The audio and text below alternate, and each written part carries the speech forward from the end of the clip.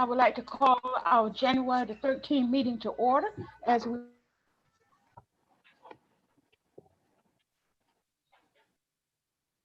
Gladys, we lost your sound there.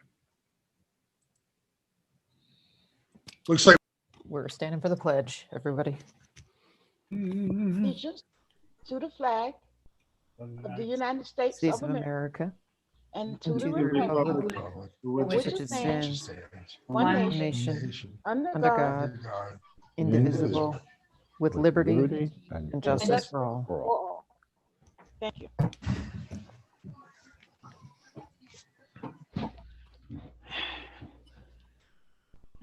we should be on mute unless we're speaking, I guess, right? Yes. Thank you, Dr. Sarah. Okay, Kate, would you do the roll call? Joseph Britton, Present. Rachel Gillespie, Here. Kate Canetta here, Gladys Cooper, Here. Lauren Daly, Here. Joseph De Silva, Here.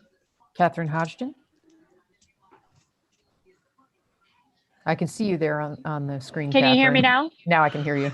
Thank you. And we, okay. Richard Janelli. Janelle's out. Okay. Kathleen Molinaro, Here. Albert Russo, Here. and Amy Spallino. Here. 10 present, 1 absent. Thank you all. We're gonna move on down the agenda. Dr. Sarah, you want to take care of the recognitions?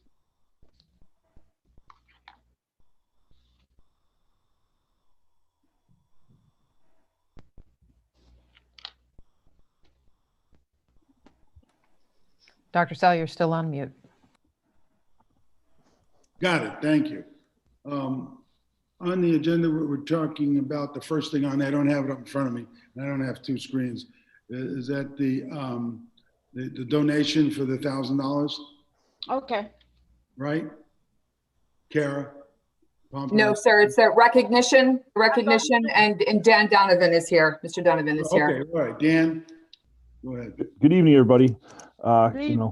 After here we are again, talking about another accomplishment from Danbury High School staff and students. But I took starting to get a little bit smarter as I go through this. So I took a page of Dr. Sal's book where he asks me to come in and speak. So what I did is I turned around and asked the teachers and the students to come in and speak and give you the firsthand knowledge of what happened. Getting a little better at this. But seriously, we're here again to highlight another accomplishment by the DHS staff and students. I couldn't be more proud. As everyone knows, this was an election year and a pretty tumultuous one. But our students decided to step up with the guidance of Ms. Spearden and Ms. Cal to run a campaign to get as many registered voters as they can with DoSomething.org sponsoring them. And they won $10,000 for Danbury High School. And they're going to tell you all about what they did and how they did it. But along with Miss Cal and Miss Spearden, I see Becca walking around her house right there. And Jake should be on here as well. You're going to recognize them because they're your Board of Governors reps that come to meetings, and they've been doing it for 2 years, so you're familiar with them. But I'm going to let Miss Cal and Miss Spearden take over and tell you what they did. So, I mean, I guess I'll start. First, it was a collaboration of really 3 programs. The Board of Governors, the peer leaders, and the DECA program. It started out as a search to adapt to online learning. As you know, we couldn't exactly go out and do community service. But the fantastic thing about it was when the kids were put into groups and they networked, I was amazed that they were able to apply so many of the skills they learned across the curriculum. And they were able to go out and get almost 100 and over 100 new registrations, and they never left their living room. It was a testament to their abilities to communicate, work with others in a team, and work across the curriculum and through our Flex program, network with family in the community, outreach to other communities, and then not only just to ask them to vote, but really to pitch what voting means in a democratic society and how important it is that we have such a valuable gift in our community. And they got such a great response. And I want to also recognize the Media Center, who participated in a mock election in the building, and we're able to spread that. All of the Flex teachers who participated in encouraging students to get involved. When you are participating in such a big project, it's not one person, but I probably had over 150 students participating in the project. And I think if Rebecca could give you some insight on just some of the things that she did, and Jake. So I actually have what we submitted to the people at Do Something. So if I'm able to share my screen, I can show everybody what we did submit. Oh, please. Go over that. Am I allowed to share my screen? Let's see. Yes, go ahead. I don't know. Let me see. Hold on. You should be all set. I just enabled it so you can share. Okay, perfect. Sorry, I'm letting my dog out of the house, so if I'm like getting up, that's probably what I'm doing. Okay, let's see. Can we just let me know if you can see it? All right. Can we see that? Yep. Yep. Okay. Yes. Yeah. You're good, Beck. Okay. So this is what Jake, myself, Miss Spiridon, Miss Calfiore, we worked together collaboratively to come up with this presentation, because we had to submit this alongside some questions that were answered. And we thought we didn't just want to be like everybody else and submit just the questions. So we decided to submit kind of like a culmination of everything that we did in the community, just in like one presentation, so they could go through it and look just easier to, grade our achievements and whatever. So, oops, what am I doing? Okay, so we came up with objectives that we wanted to focus on. So here you can see it says mobilize eligible voters in our community, inform students on the importance of the voting process, because we didn't just want to register people and then them have no idea what they're actually doing in the community. So we wanted to show how important voting is. We also wanted to we just wanted to get students involved on current issues and why they should be voting and how important it is in our community to vote. We did have messages that were spoken like either by Carol. She was an alum from DHS and she has over like 200,000 followers on social media. So we had her give out information. Then we had Mayor Mark give out information. So we had a couple people so we had 60 plus people actually were contacted to give information. And then we have Instagram engagement. So we had students posting on their social medias, swipe up and register. And then that goes to their, so say like a student got somebody registered, it would come up on their thing, how many people they got registered through their link. So it all kept track of which students were registering who. And then through this, people were very quickly to, swipe up, register. It took about 5-10 minutes to do that. So then we did it on Twitter as well. So at the bottom, you can see there was over 2,000 engagements, 2,000 impressions on tweets. We had people retweeting us in the community, different political, people in our community, Mr. Donovan, Mayor Mark, people like that were just getting out the information to our community. And then we had kids make TikToks. That was also part of the program to like make TikToks. Whoever had the most creative TikTok won a scholarship. So we had over 65 TikToks made. I'm not going to show them, but these are just a couple of what kids were doing, either informing students on where they could vote in our community or how to vote, or just creative things, to get people involved. So hopefully this doesn't play, but this is a video of me that I put out during Flex. So a Flex obviously is when every student can be shown a message. So Miss Cal and I and Jake decided that and Miss Spiridon decided that I would make like an informational video on how to register. So I kind of sat down and made a tutorial on how to register, how quick it is, and what you need to be able to register, license, things of that sort. And I kind of went over that because I figured students might not be educated on how easy it is to vote. So I just wanted to put it out there how quickly and easily you can vote. So over 3,500 students watched this video, and then anyone who was 18 by election day was able to register. I don't want Hello, to, everyone. I don't If know you if don't my know voice. me, my name is Becca. Okay. And then this was the mock election that we did in the school. So if you guys are interested at all to see the results, this was the presidential results, House of Rep results, State House results, State Senate results. Yeah. And then the issues chart, what students found to be the most important things in our community. I found this very interesting, very informative on what students may think are the most important issues going on. And then I think that is all.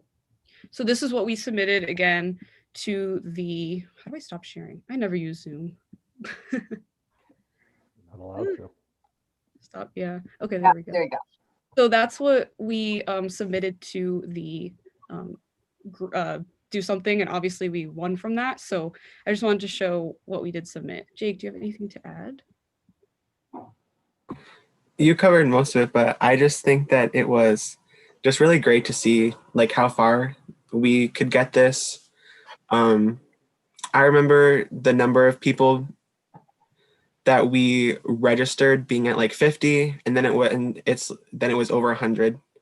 So it was just cool to see how many people we could get involved. Like so many people got involved with like all the impressions on Twitter, and we definitely deserved the $10,000. So. Do we have an idea of what's going on with the $10,000?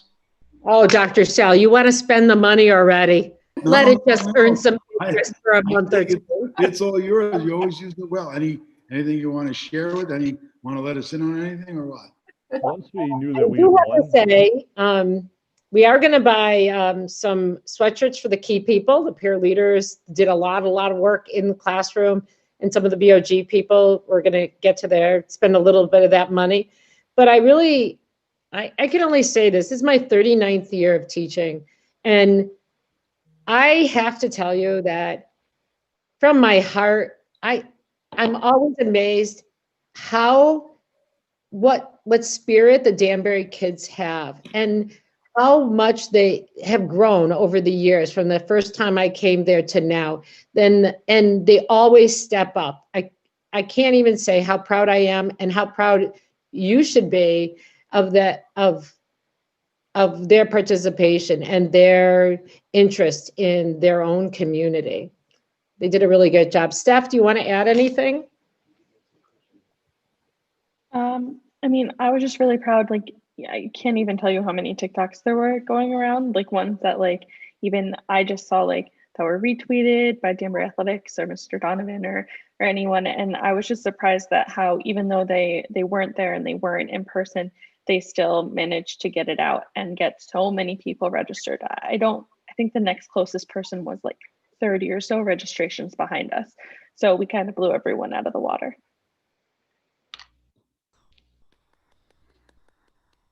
And Dr. Sal, to answer your question about what we're going to do with it, once we received, which you already have received the check now, I messaged Rebecca and I said, "Come on, Rebecca, how do we spend $10,000?" And she really didn't have an answer, right, Rebecca? She said, "I don't never spent $10,000 before."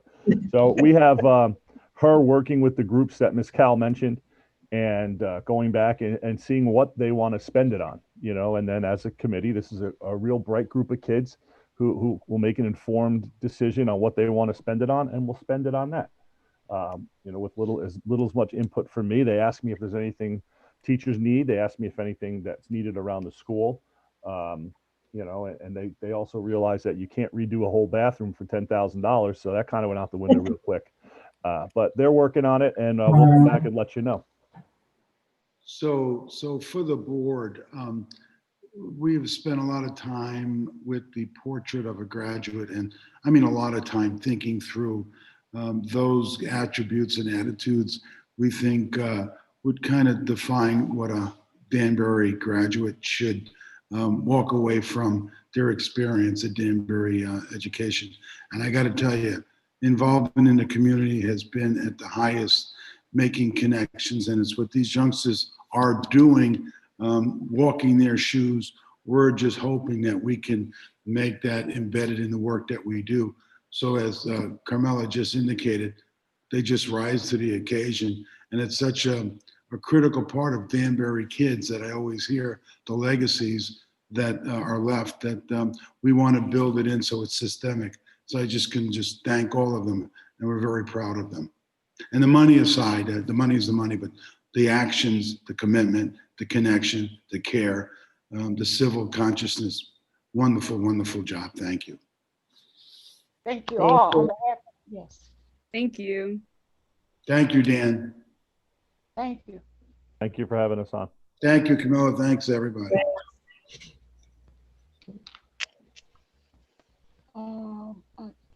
Kate, do you want to read the public participation? Sure thing.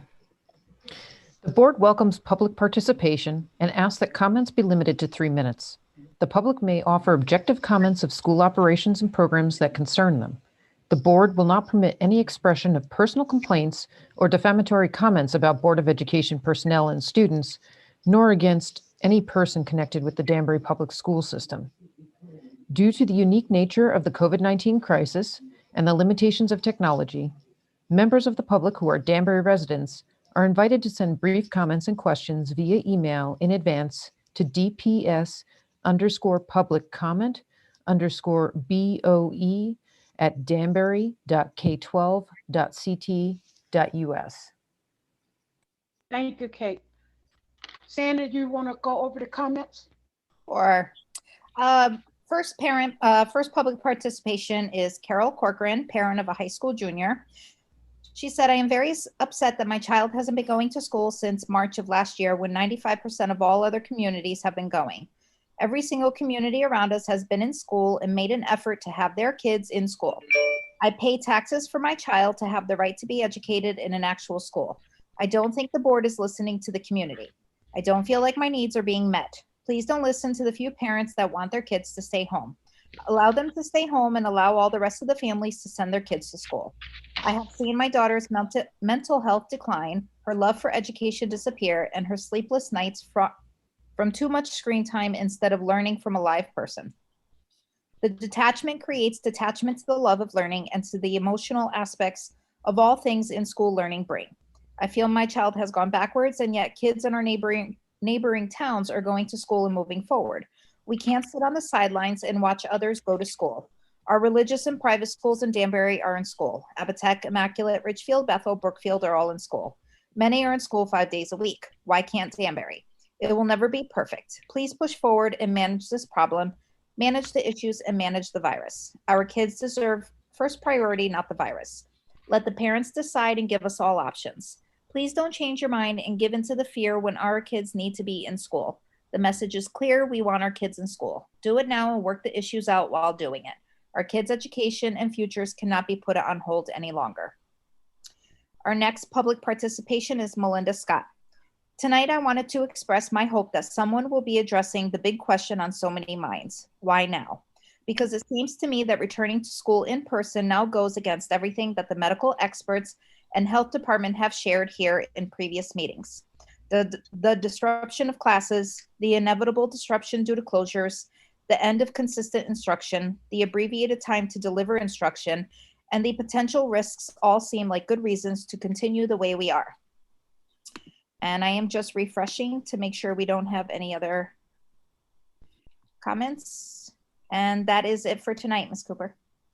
Thank you so very much, Sandra, and just want to thank you on behalf of the board. You do an excellent job in bringing those comments forth each time we have a meeting. Thank you. Thank you. Kate, let's do the consent calendar, please.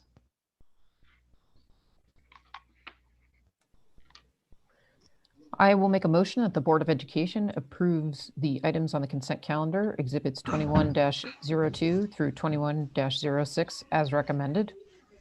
Motion moved Second. by Kate, seconded by Second. Joe. Seconded by Joe. Any question concerning consent calendar? Seeing none, Kate, would you call the roll call? Certainly. Joe Britton, Yes. Rachel Chalesky, Aye. Kate Canetta, aye. Gladys Cooper, Aye. Lauren Daly, Aye. Joe Da Silva, Aye. Catherine Hodgson, Aye. Kathy Molinaro, Aye. Al Russo, Aye. Amy Spallino. Aye. Passes unanimous. Thank you. The motion is so passed. Do we have an employee representative? We do have, Gladys, I'm sorry to interrupt. We do have a note on there for the accepting of a donation. Oh, And I I'm don't sorry. know who, Go ahead. if we need to make a motion for that. Yeah, we need to make a motion to, I always thought it was included in the exhibit or the consent calendar. It is not covered by that previous motion, so I will introduce another motion to accept a $1,000 donation from the Uncle Bobby Foundation to Western Connecticut Academy for International Studies in accordance with Exhibit 21-07. Second. Motion made by Kate, seconded by Al? Al Russo. By the way, that was, this is, can I just, Madam Chair, let me read something. Angela Yes. here is a former AIS student from Brookfield, now attending WestCon as a freshman. Recently chose to donate $1,000 to the school through Uncle Bobby's Foundation, named after her late uncle who died in November of 2019 from cancer. She said the school was chosen because its mission aligns with that of the foundation, which wants to support organizations that promote education, environmental awareness, and humanity. Angela hopes that school can use the money to support the arts, environmental education, or science for students. We want to thank Angela, one of our AIS graduates. Thank you. Thank you, Dr. Sarah, and thank you for just jumping in when I overlooked it. And I know that we will be sending out a thank you letter, thanking them for the donation. There's still a motion on the floor. Yeah. Kate, you were doing the roll call for the motion. Sorry. Joe Britton? Aye. Rachel Chalesky? Aye. Kate Canetta, aye. Gladys Cooper? Aye. Lauren Daly? Aye. Joe Da Silva? Aye. Catherine Hodgson? Aye. Kathy Molinaro? Aye. Al Russo? Aye. Amy Spallino? Aye. Motion carries unanimously. Okay, thank you so very much. The motion is carried. Okay. Is there an employee representative? Do we have an employee representative? Hello, how are you, everyone? Good evening. Hi, Erin. How are you? Happy New Year to you. Happy New Year to you. And really, that's all I want to say to everyone today is Happy New Year, and to let everyone know, which I'm sure you do know, how hard everyone is working to get prepared for next week when we greet our wonderful babies next week. We're excited about that. And we're also just wanting to let the community know how NEA Danbury's #1 focus will continue to be health and safety of our students and our school community at large. And we thank the board for all the work that they've been doing to ensure as safe of a return as possible. Thank you, Erin, and thank you for your continued work with the It's nice to see everyone tonight. Okay. Our student reps. Jake, Chris. Hello again. So looking back on December, the DHS baseball and football communities held a holiday toy and coat drive to provide for the less fortunate. The contactless donations went well, and hopefully someone's a little warmer this winter. We won the $10,000 scholarship for best community involvement, as was gone through already. On the 5th, Key Club had a successful non-perishable food drive for Hillside Food Outreach, collecting 255 items in total. We had our first snow day on the 17th, a much-deserved day to relax and catch up. And before break, after teacher recommendations were sorted through, administration handed out Hatter's Heroes Awards to the standout students who are valiantly deserving. Our taste of a day off continued as break began and holidays were celebrated. And in the new year, we wish upon everyone happiness and prosperity after a year like 2020. Thank you, everyone. No, thank you, Jake.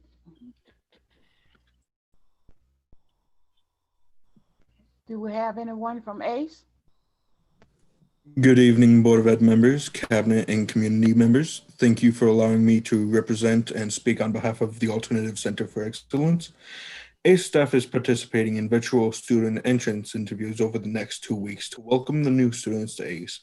These meetings are the first step in building relationships with the students and their families in an effort to create a supportive learning plan specific to each incoming student. On February 1st, ACE will run a structured orientation day to deliver expectations for attendance and course schedules, behavioral norms, and social emotional learning activities. Students will follow the orientation day schedule with their guidance groups to continue the process of building community as we re-enter the building in semester 2 following the hybrid model. This Friday, ACE will hold a school-wide Google Meet where students and staff will read works and celebrate the contributions of Dr. Martin Luther King Jr. in an effort to continue the efforts to promote social justice and equity. A special thanks to ACE English Department for organizing the 2021 ACE Inaugural Poetry Contest. The contest was organized by Joanne Tolles, Daniela Esposito, and Melissa Lasky. Students created and submitted their original pieces of work, which were also shared with each other in their English classes.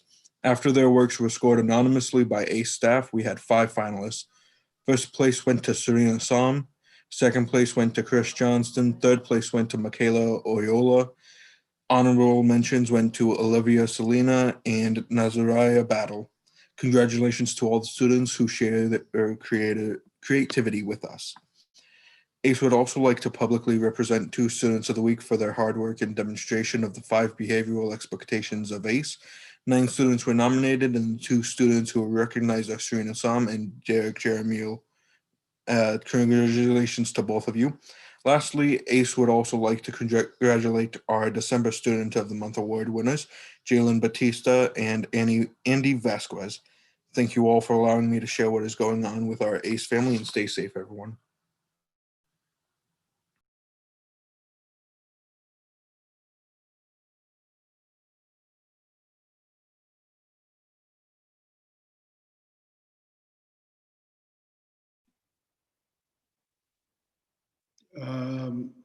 We moving along on the agenda? Hello? You're on mute, Gladys. Gladys, can you hear me? You're on mute. I guess this computer have a mind of its own. Sorry. Is there any presentation, Dr. Sam? We have discussions below, so not at this time. Okay, so we'll go and there's an action item. Joe, the civil, would you do the action item, please? Certainly, Madam Chair. Make a motion that the Board of Education approve the 2021-2022 school calendar in accordance with Exhibit 21-08, page 33 in the packet. Is there a second to the motion? Second. Okay, seconded by Kathy. Any questions? Seeing none, I entertain it from Kate to do the roll call. Joe Britton? Aye. Rachel Chalesky? Aye. Kate Canetta? Aye. Gladys Cooper? Aye. Lauren Daly? Aye. Joe Da Silva? Aye. Catherine Hodgson? Aye. Kathy Molinaro? Aye. Al Russo? Aye. Amy Spallino? Aye. Passes unanimously. Okay, thank you. Motion's been carried. Now we're to the superintendent's report. Thank you very much, everyone. And again, Happy New Year to everyone. One of the things I was asked was when we had initiated bringing back our special needs students, just to give you a follow-up on how that went. So Kelly, can you kind of let the board know how that went? Sure. So we, on November 30th, we brought back our high needs special education students. They came back in a cohort or hybrid model.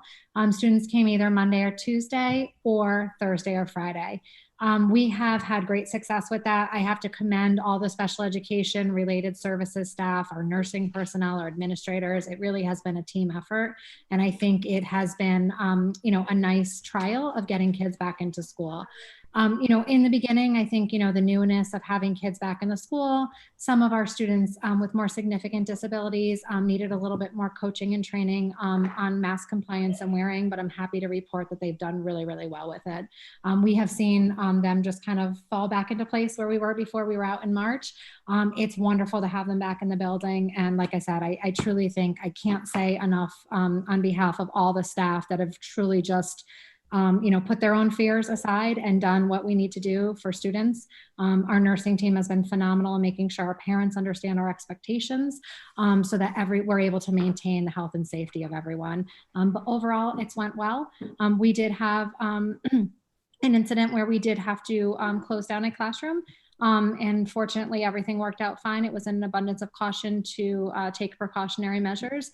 And again, I'm sure, anxious and overwhelming for some of the staff and families, but really, I can't say enough good things about how hard everyone has worked. It truly has been nice seeing the kids back in the building, and I'm looking forward to bringing more of them back in. Thank you, Kelly. CIC update, just as we move towards tomorrow, apparently the CIC is going to make a decision regarding winter sports. They were to make it last week, but they didn't do that. They were working with the Department of Health. But if I'm reading the tea leaves, it looks as though they're going to categorize these sports into different segments, that which would be at least evasive regarding the virus and those that are moderate sports.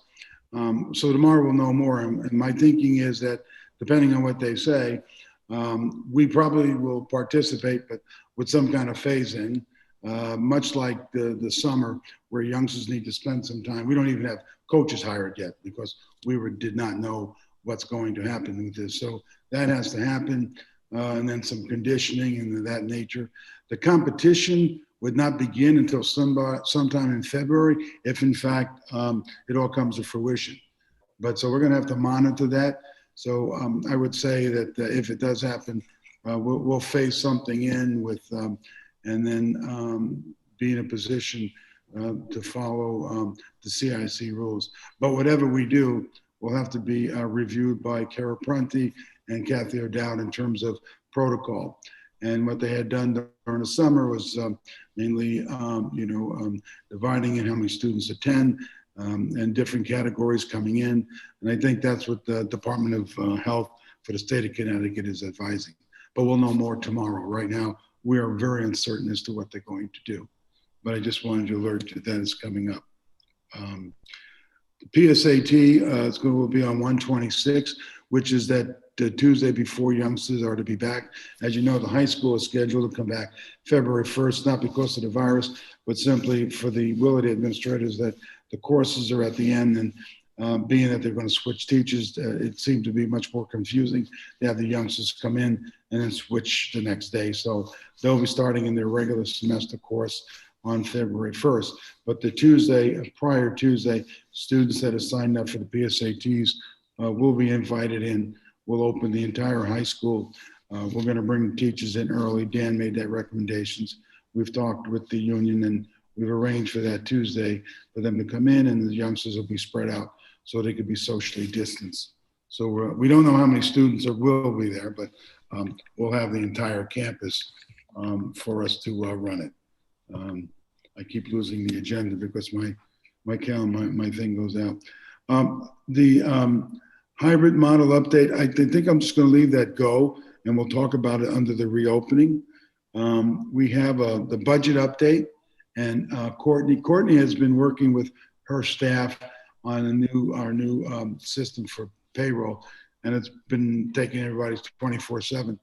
And I want to just thank her and the staff and Kim's staff for all of them working together. It has been difficult, and that's an understatement. But Courtney, do you want to update the board regarding the budget? Sure, Dr. Sell, thanks. Yeah, it's good to see everyone. We've been sort of sequestered for the last few weeks, and I also want to echo Dr. Sell's sentiments publicly and thank specifically the finance and HR teams for just really going above and beyond, taking us to the 21st century so we can have sort of more transparent budget reporting, as well as, a payroll system that really, is able to have us have, our staff can do work more efficiently, and provide, more efficient information to people about benefits and their pay. And we just love it. And we're really excited about it and want to thank everybody. So we're excited to kick off the budget season. That's our full focus and attention. I wanted to give an update on the timeline and the schedule. I'm really happy to be working with the proposed draft finance committee, Kate, Kathy, Rich, and Catherine and Al. I'm looking forward to working with all of you. We need to, it's a little bit of a truncated schedule. I want to just not lie to everybody. We're a little bit behind, so we're going to have to catch up. We're going to be presenting to the board on 127, and we're going to need to have a vote on 210 to be able to make our deadline of, it's always this Valentine's Day deadline with the city. So there'll be a lot of work next week. I'm going to work with Kate to arrange a time for us to get together a committee, and with Rich, who isn't here, but I spoke with him today. And he's also, looking forward to rolling up his sleeves, and we'll work with you to get as many as we need to have understanding of the budget. We did have a preliminary meeting, and it looks like, even just to roll forward our existing budget, I'm not gonna lie, it's a little bit challenging. It's about 5.3%. And you might wonder, why is that? Normal cost of inflation is about 3%. That's because, if you'll remember, we all lived through it. We didn't get much of an increase this year during the pandemic year, and the city's in, challenging straits as well.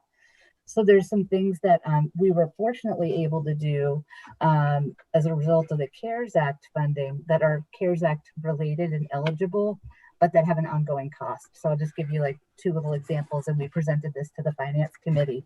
But we've spent thus far approximately $7.7 million on, COVID and pandemic related items last year and this year combined, a little more than $5 million this year. And some of that is for social and emotional supports. We've purchased some software that will like to continue ongoing, that has been tremendously helpful, that Kelly's rolled out with staff. And also there's some maintenance costs to some of the online learning that we're going to be talking about as part of the budget, to see if we want to maintain some of those components, as well as some staffing. With our CARES money, we were able to hire some counselors, and then also some student support staff that helped flesh out some of the things that we've been doing, that Dr. Kazmira's team has been doing this year. Yeoman's work to get everything aligned with kids learning at home. So some of those things will be what we'll be talking about as part of the budget. I believe it's in your packet agenda because it was presented at the finance meeting to the board on December 21st. And that outlines sort of the details of what we have in our purchasing for CARES to keep our families, our children safe in the schools. And we also presented an update, which is in your packet, on the current budget, because if you ran the current budget right now, it would look odd in that it would show you that there was a deficit of $1.3 million for this year. So we just explained that to the board in this committee, that that's related to that braided funding that we had used this year. Basically, it's just aligning all of the grants with the board operating budget to show that it brings us into balance for this year. So as far as the budget process goes, like I said, we'll be kicking that off, working with Kate to schedule a series of meetings next week in the goal of presenting to the board at the next board, the 127 meeting. And again, it's a big number. It's a 5.3% just to do the carry forward. So we're going to have to make some decisions about the budget and the priorities of the budget within that context. So yeah, thank you. And again, looking forward to working with everyone. Thank you. Sure there'll be much more to come about the budget, no doubt. So I have two things, but I see on here, I think Kim. Dr. Sam, before you move forward, is it possible that we, at this time, any board members have any question for Courtney that they can answer this? Sure. It's just one, I don't want anyone saying that they'll be left out. Are there any questions for Courtney from board members? Quick inquiry. Why don't we get something in writing that we can look over? Sure, sure. For a proposed budget for the upcoming year or for this year? For the upcoming year. Yes, sure. Prior to the committee, so Al, would you like something let's see, what's today, Tuesday? Would you like something by Friday? I could get you something by Friday. That would be great. I need to peruse and study. I'm not a flash genius like Rich Dinelli. Oh yeah, I'd be happy to. So thank you. You're welcome. Thank you, Al. And Courtney, you'll be sending that information out to all board members, right? And yeah, if you can't have, yeah, if you'd like, Gladys, I can send it through. I could send it through your office or just directly to the board members, whatever you'd like. Right. Okay. Okay. So everybody's looking at the same information. Sure, okay? Of course. Okay. I don't know if, okay. Do you want me to move on or? Yes, Dr. Sal. Okay. I just wanted. That's okay. We have, Kim, do you have something on protocol? Yeah, so part of what we're doing as we turn the new year and we're looking at the way that the meetings are running, we're looking at who's speaking, who's making presentations, and trying to kind of sketch out where we think the year will go. And one of the things that has come up is for us to take a look. Obviously, we've been making some changes with public comment and comments from different representatives because we've been in this virtual world. So one of the things I did speak with Gladys a little bit about was I think that you are hearing from the faculty and teachers union, but you're not hearing from the administrators union. And that's something that has come from us to put forward for you to consider. And I think the reason why is because many years ago, actually prior to my arrival, you'll all remember that building principals and administrators and teachers were all in the same union. And when they separated, we retained the speaking role or the presentation role for you all for the teachers, but we never put in anything to parallel with the administrators. So one of the things as we're looking at organization of your meetings is to put that out. And I know Gladys wanted me to raise it in the context of the meeting so you could think a little bit about going forward if you want to make any tweaks or changes, if you want to put any time constraints, anything like that going forward. So I assume we'll get some feedback and a discussion about that. Okay. Thank you, Kim. There's two things. One, you're going to start reading about a proposal made from the Connecticut Association of Public School Superintendents, and also by Katie Roy, who is no longer executive director for the budgeting project, the finance project in Connecticut. You're going to, and I'll at the next meeting, they just published something, and I will get it out to you. But ostensibly, the CAPS is looking at redoing ECS for the entire state, to revamp the entire thing and over a 15-year period, and have a system that is dependable and recognizable, with a 2.5% increase per year, 15 years. They're also looking for the state to step up to their 50% commitment with the local taxpayers. Looking at also in 2 years catching up to the excess cost funding mechanism. The finance project, on the other hand, is looking at it much more aggressively. I think the number presented to me was like, in order to achieve equity, and all this is based on equity and disparity between, I'm going to use the word haves and haves not for whatever reasons, and that's about $649 million to put into the formula with weighting for ELL, much more than we have for special ed students, and for reduced and free lunch numbers, to bring in equity up to programming. They would like to see that done in a year. So we'll probably hear on both accounts. We'll talk about the CAPS one, but I don't want you reading about something and not at least knowing there's something there. I noticed today we received something from Ryan Bingham, our lobbyist, setting a time for us to meet with our constituents, our legislative group. And I think he did ask us to come up with a a time. They suggested a time in a Zoom meeting, and we'll probably talk about these things. So at the next meeting, I'll bring this up and we can for discussion, and I'll share it with you because it is in. It's about I think 30 points that they're making that I can share with you. The last thing I want to mention to all of you, and I said it the other night, I'm a little dismayed at some of the things that I'm reading. And, you know, I know everybody is frustrated about coming to school and kids being home and the social emotional issues, the learning issues. But I got to say, the board has been very mindful of the needs of parents communicating with me, trying to put us in a position to do what's right regarding safety and bringing kids back. The teachers as well, I think, as Erin pointed out today, and some of the things I've been reading, and not only not accurate, but it's talking in ways that in my view, is somewhat disparaging of some of our own neighbors, some of our teachers, parents that we have in the district. I just would like us to be calm and as we come back, and just to know that the decision that we've made, I know that folks don't agree with all of them, but the lens always was safety. The new lens is looking at safety and practice, and we'll talk about that in a little while, but I did want to mention that and hope that you know, I don't have control of social media, but it is somewhat disparaging to me to see that out there in the public. So I just want to make that statement. Madam Chairman, I don't have anything else. Other than that, we can move into the next phase if you would like. Yes. Yes, Dr. Sayre, you can move into the next.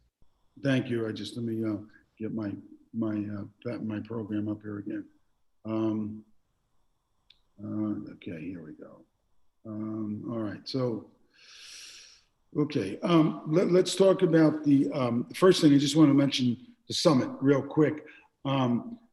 You know, the formal follow the function at the meeting before the meeting tonight. You heard about all of the work that has been going into crafting what the vision for secondary education. That will be melded into the space that we have at the summit. I'm sure I'm gonna have to talk to Joe. We'll have to put together a meeting for the facilities regarding looking at some ed specs that we're going to need to move over to the board for approval, that will have to then go to the city regarding the application. Even though the project's been approved, we still have ed specs to deal with.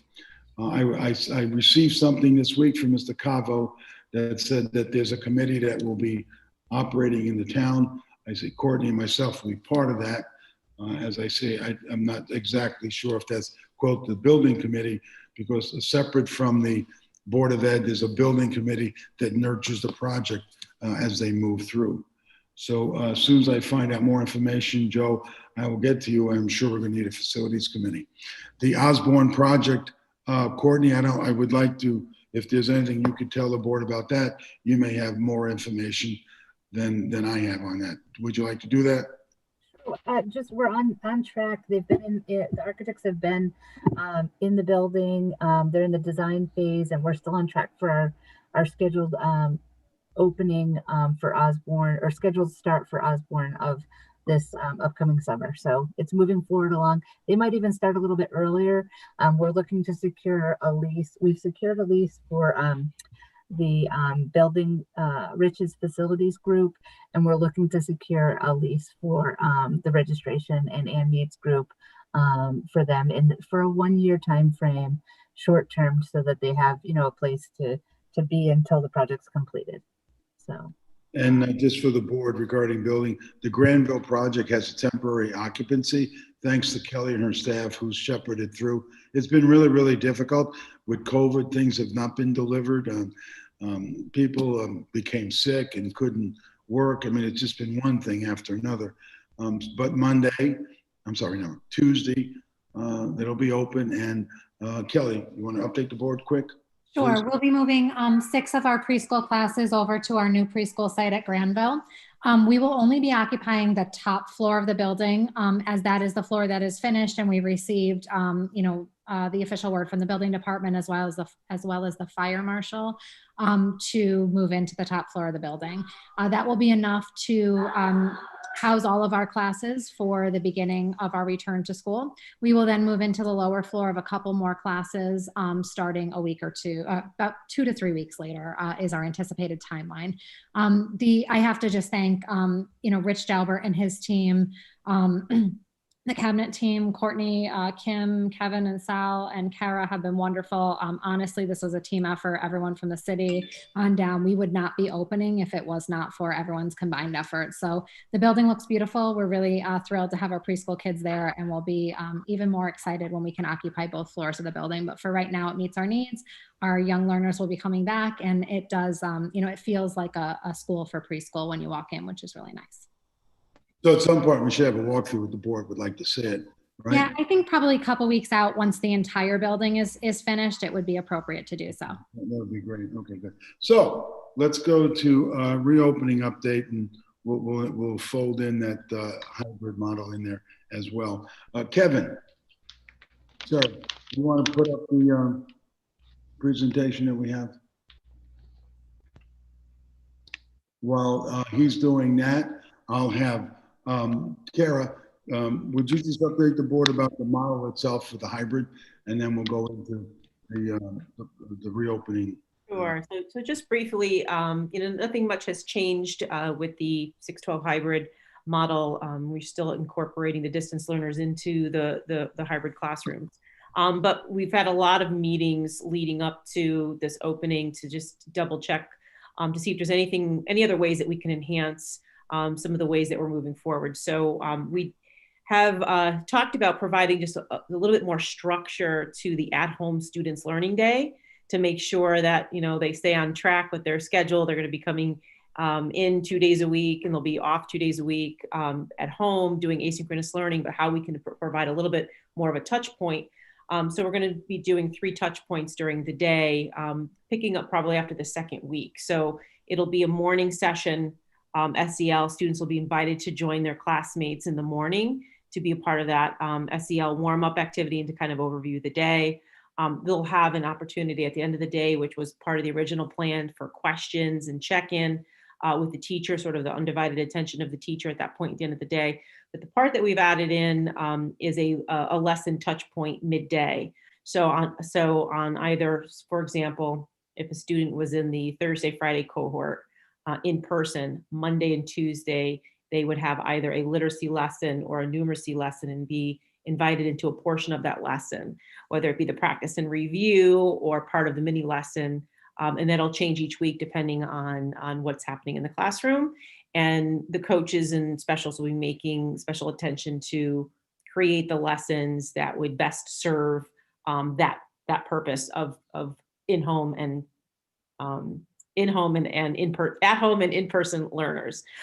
So we think that that'll provide some light touch points across the day to provide structure for at home, but still attending to our philosophy that when students come into school, the teacher's really giving the preponderance of their attention to the in-person learners, so that we're not keeping kids on the computer who are in school all day, which tends to happen when we're doing full day live streaming. So we still do not want to do that.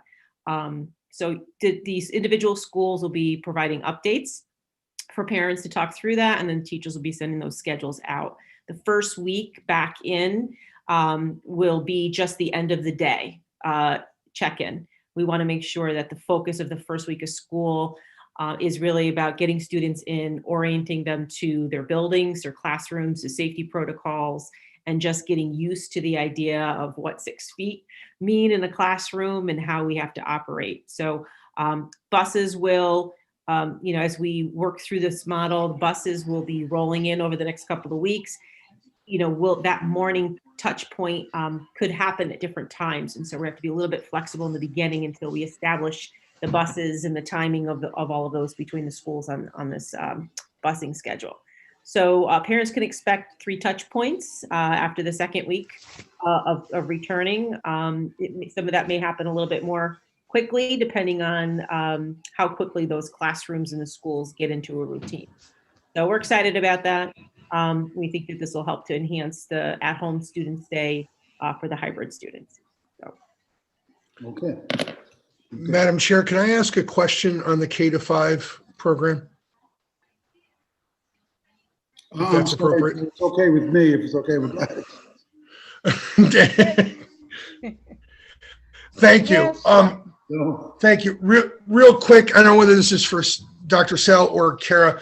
How are we handling lunch for the elementary? If I remember correctly, we were eating in the classrooms. Is that still the protocol?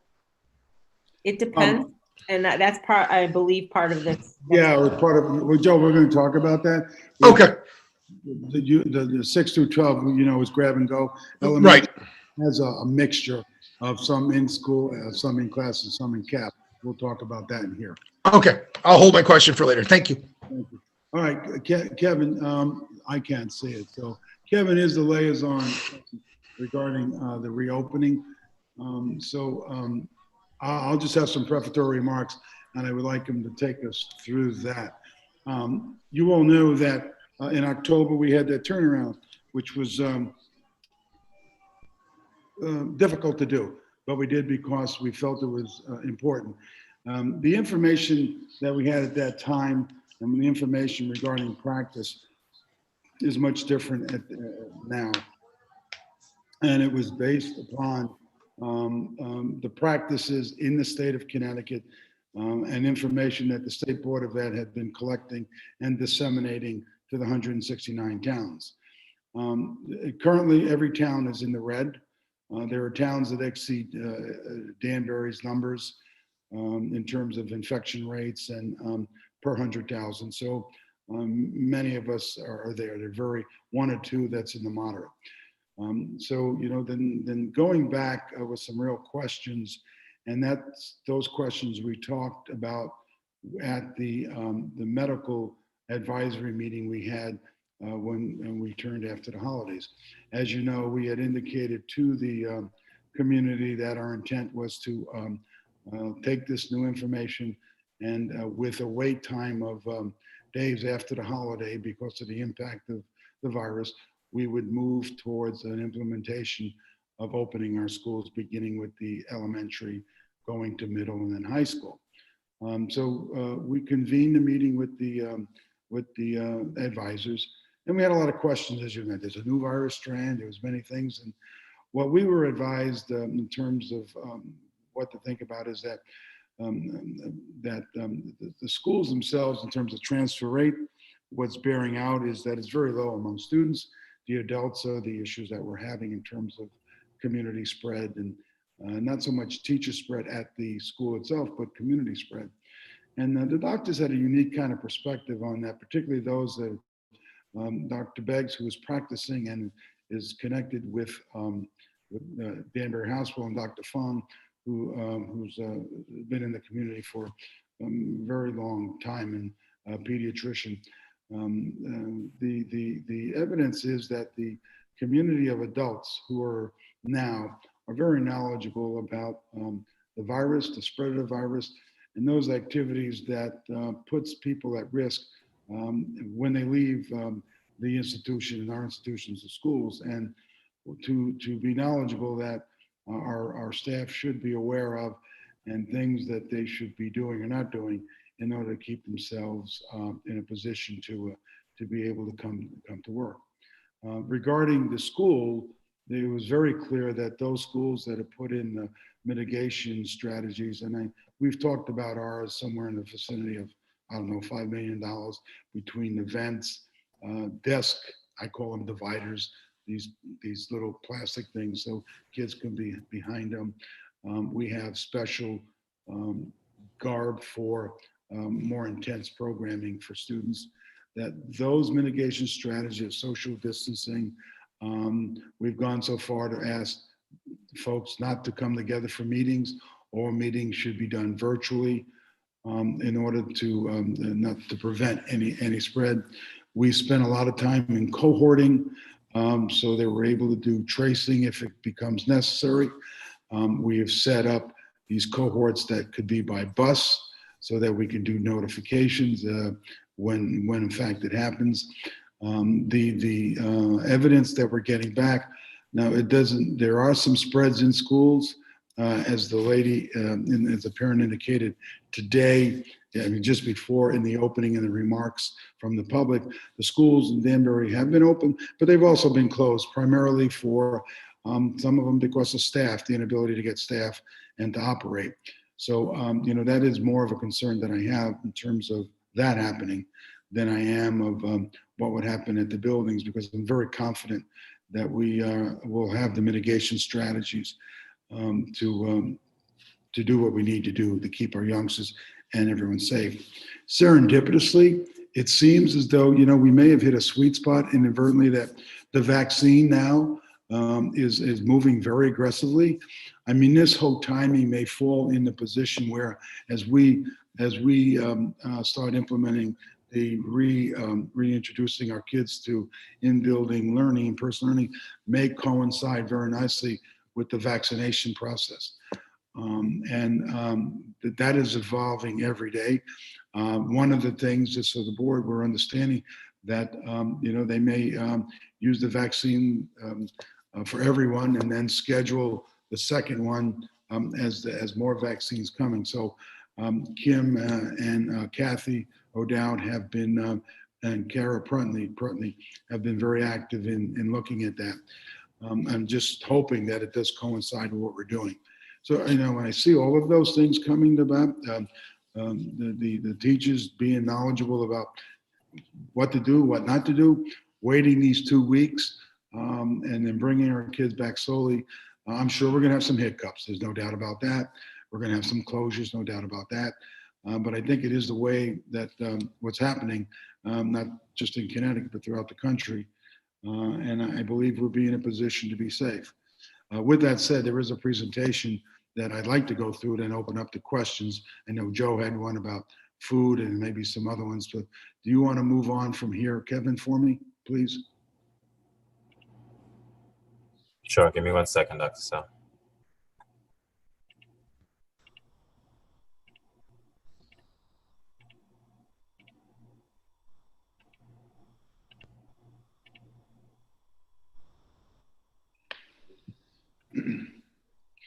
While you're doing that, for the board, we're going to be sending home a notice on a robocall on Sunday night and Wednesday, just reminding teachers and students about if in fact, some of the healthy protocols, if you're not feeling well, to stay home, where you could be tested if you need to, who to contact, just as a reminder as we phase into this. So Sunday night and Wednesday nights, we'll be sending that home to the 2 hybrids groups that are coming in. And just for your information, we have about 4,000 students that are on DL out of the 12,000 students that we have. So, you have 8,000 coming in, 4,000 at a time on the hybrid that'll be spread among all our campuses. So that's how. So, go ahead, Kevin. Dr. Salfis, I cannot share for some reason. Kara, I might need your help here. Kara P., can I share my document with you to share with everyone? Yes.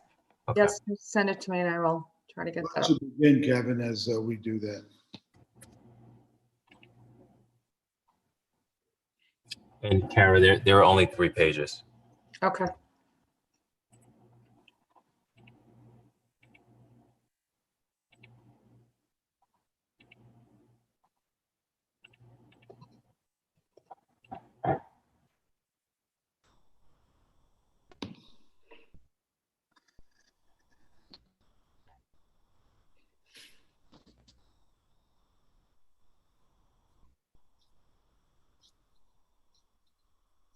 Do you want to start, Kevin, or do you want to wait for it to come up?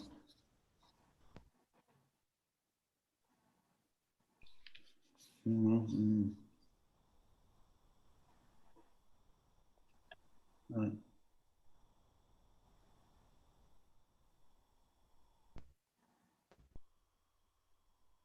Kim, while he's doing that, you want to update them on the vaccine, please?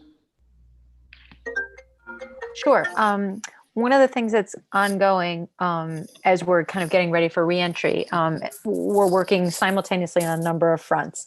But the vaccine piece, Okay. the way that this runs is that there is a system that's set up by the CDC with support from the local health department, where once folks are deemed eligible within phase 1B, which is about to open, they then ask us for basic information, which includes name, email address, and telephone number. Once all of that information is uploaded into the vaccine registry, then the system takes over. We sort of step out and notifies those people who've been input that they are eligible, that they can set up a file and register, and they can select a vaccination time and location. So right now, Kathy O'Dowd and I are working very closely together, getting all of those lists together. You might recall, I believe we've said in a prior meeting, we've already gone through this process with our nurses and occupational therapists and physical therapists, and soon to be, if not already started, SLPs, speech and language folks. Those are all people who hold certificates that are connected to the Department of Health, and that was how they were designated in the 1A group. So we're preparing for the move to the 1B group. And right now we are marshaling our lists together and getting sufficient resources, because we can't just upload the information, all has to be entered individually. So we're going through the process of doing that now. And it's our hope that we'll be able to complete that. We'll round the bend at some point next week, I would think, or the next couple of weeks to get everyone in. We're about 2,000 employees. It's going to take a little bit of time. But I want to thank Kathy for her leadership on this, along with Kara Prunty. They've been amazing, and they've responded to our concerns about groups and who's being included. And it's going to be a very heavy lift, but I think we'll get there eventually. And we're hopeful that that's going to actually help us, give us a little bit more comfort as we continue to roll open the buildings and we have more staff and students attending.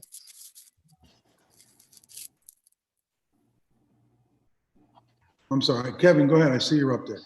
Okay, so one, I just want to take this opportunity before we get started, and these are 3 very quick slides, but I just want to share with the community, our principals, our teachers, our school custodians, safety advocates, secretaries, nurses, everyone has done an amazing job in helping to get our buildings ready for the reopening next week. And momentarily we'll have the phases, and we'll be just sharing the phases that Dr. Sal spoke to a couple of minutes ago. One, I just want to also thank Courtney and her office, the Director of Facilities, Director of Safety. The Safety Advocates has joined me visiting all of the schools and speaking to the principals and assessing their readiness and getting feedback from them for any last-minute resources they might need. Needless to say, we had done this previously in October, and certainly we felt like we were ready to open then. We feel even more ready now, given the latest development with resources that Courtney was able to ensure that all of our buildings had. And so we will be a 1-to-1 desk shield in every classroom in the district. And so, we're really excited about that. And in addition to, of course, the expectation is all of our students are still expected to wear the mask as our mask policy has indicated earlier. Next week, we will start with Dr. Sal, do you want me to speak to the schedule?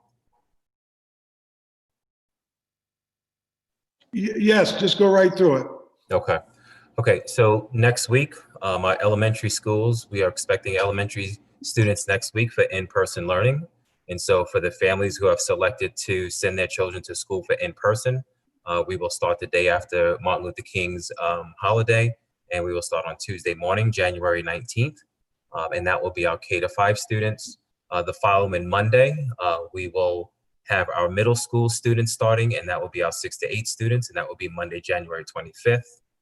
And then a few weeks later, initially we had considered a couple of different models.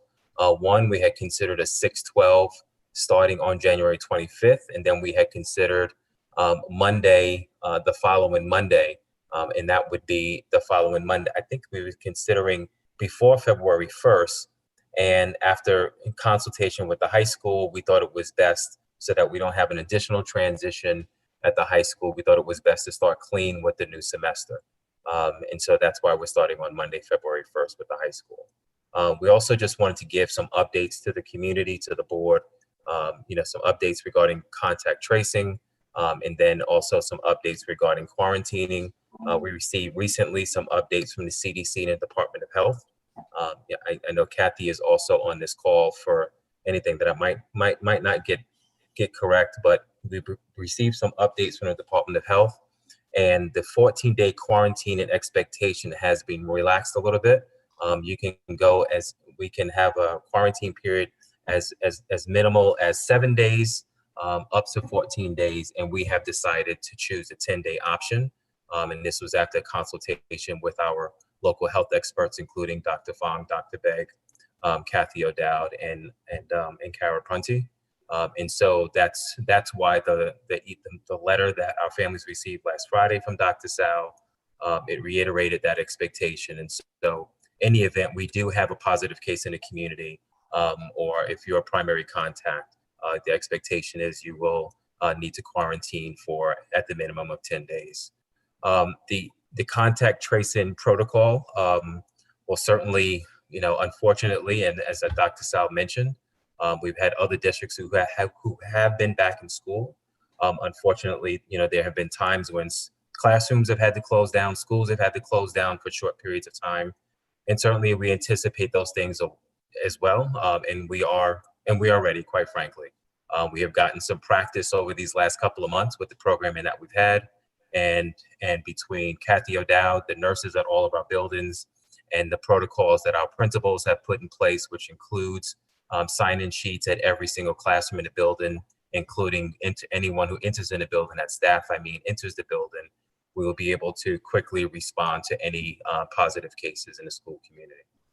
So our readiness, we feel like we're in a really good place to open our schools next week, and quite frankly, look forward to opening our doors for our staff, and also looking forward to opening our doors for our kids again. So could you speak to the lunches? Yes, sure. And Joe, I did hear your question earlier. And so the K-5 lunch protocol it's not. And so in the majority of our schools, lunch will be served in the cafeterias. And for the majority of our K-5 schools, that is the case. In some instances, lunch will be served in the classroom. And that is almost, in one school, we have lunch being served in every classroom at that elementary school. In a couple of other schools, we have some of our lower grades, kindergarten and first grade, lunches being served in a classroom in those schools. And it's really about how the principal was able to provide supervision during lunch, and whether they were able to provide supervision in the cafeteria or not, help to determine whether or not we can have lunch in the cafeteria. For all of our students who are having lunch in the cafeteria, we have limited the movement in those spaces so that kids are not congregating at any point. And so we have worked with the cafeteria staff, and I just want to also applaud that group as well, because they've been tremendous and very cooperative in this process. And so they will make sure that they have lunches ready on the tables for students as they enter the cafeteria. We will also have shields on the table, helping to separate the students during the cafeteria time as well. And the cafeteria staff and the additional custodial staff that will be brought on will be available to wipe down those spaces in between lunch waves. And so in some schools where we have, maybe more students than we would like in one cafeteria wave, we've also opened up the gym, the adjacent gym space. And so in some of our schools, we even have tables set up in those spaces as well to ensure the social distancing. Kevin, if I could follow up on that, I think I have a question on this in terms of just the sheer number of kids eating in a room. We have cafeteria staff and teachers on lunch duty, and a whole bunch of kids unmasked. It seems to me that if we were a restaurant, we wouldn't be allowed to do this. The COVID 2.1 sector rules for restaurants, it's 50%, 6 feet, no more than 8 per table. Are we complying with? I'm not envisioning a scenario by which we can comply with those rules. How do we justify this? I'm just a little concerned with the exposure. Yeah. So Joe, our capacity in most of our elementary schools is 100 to 200, 250 kids in our elementary schools. And I would say other than Park, no one really has more than 40 students in the cafeteria. And so in our, our traditional rectangle long cafeteria tables, we have no more than 3 students at that table. And so all of them are 6 feet apart. Over the years, we have, really for efficiency's sake, we've gotten these round octagon-like tables to fit 8 kids at a table. And even at those tables, we only have 3 students sitting at those tables. And in that case, we will also have barriers in the middle. And so we were mindful of those social distancing, protocols. And as you might imagine, our principals and other staff members raised similar concerns as you. And in spaces where we felt like there were too many students in one room, we've asked those principals to open up an additional space similar. And so in this case, as an example, Morris Street, they have like a little stage in their cafeteria. So we've asked them to also open up that space and have a couple of tables opened up on the stage to continue to social distance. The same thing with South Street. We've asked them to open up their gym because their cafeteria is so small. But even in those cases, the principal there has about 35, 36 kids, and 36 kids, 3 at a table, and like 12 tables in that space.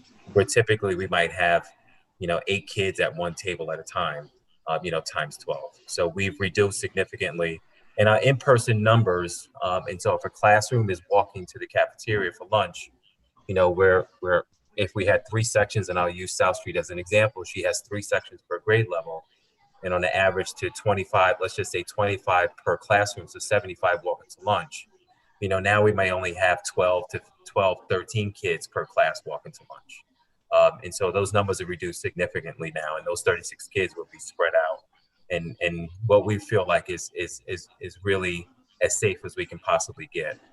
And now with these with these desk shields, we can provide an additional barrier, in addition to the social distancing that we felt like we had accomplished. Was this just decided as safer than eating in the classroom? Because I thought it was that when we discussed this over the summer, it seemed that was the model we were using.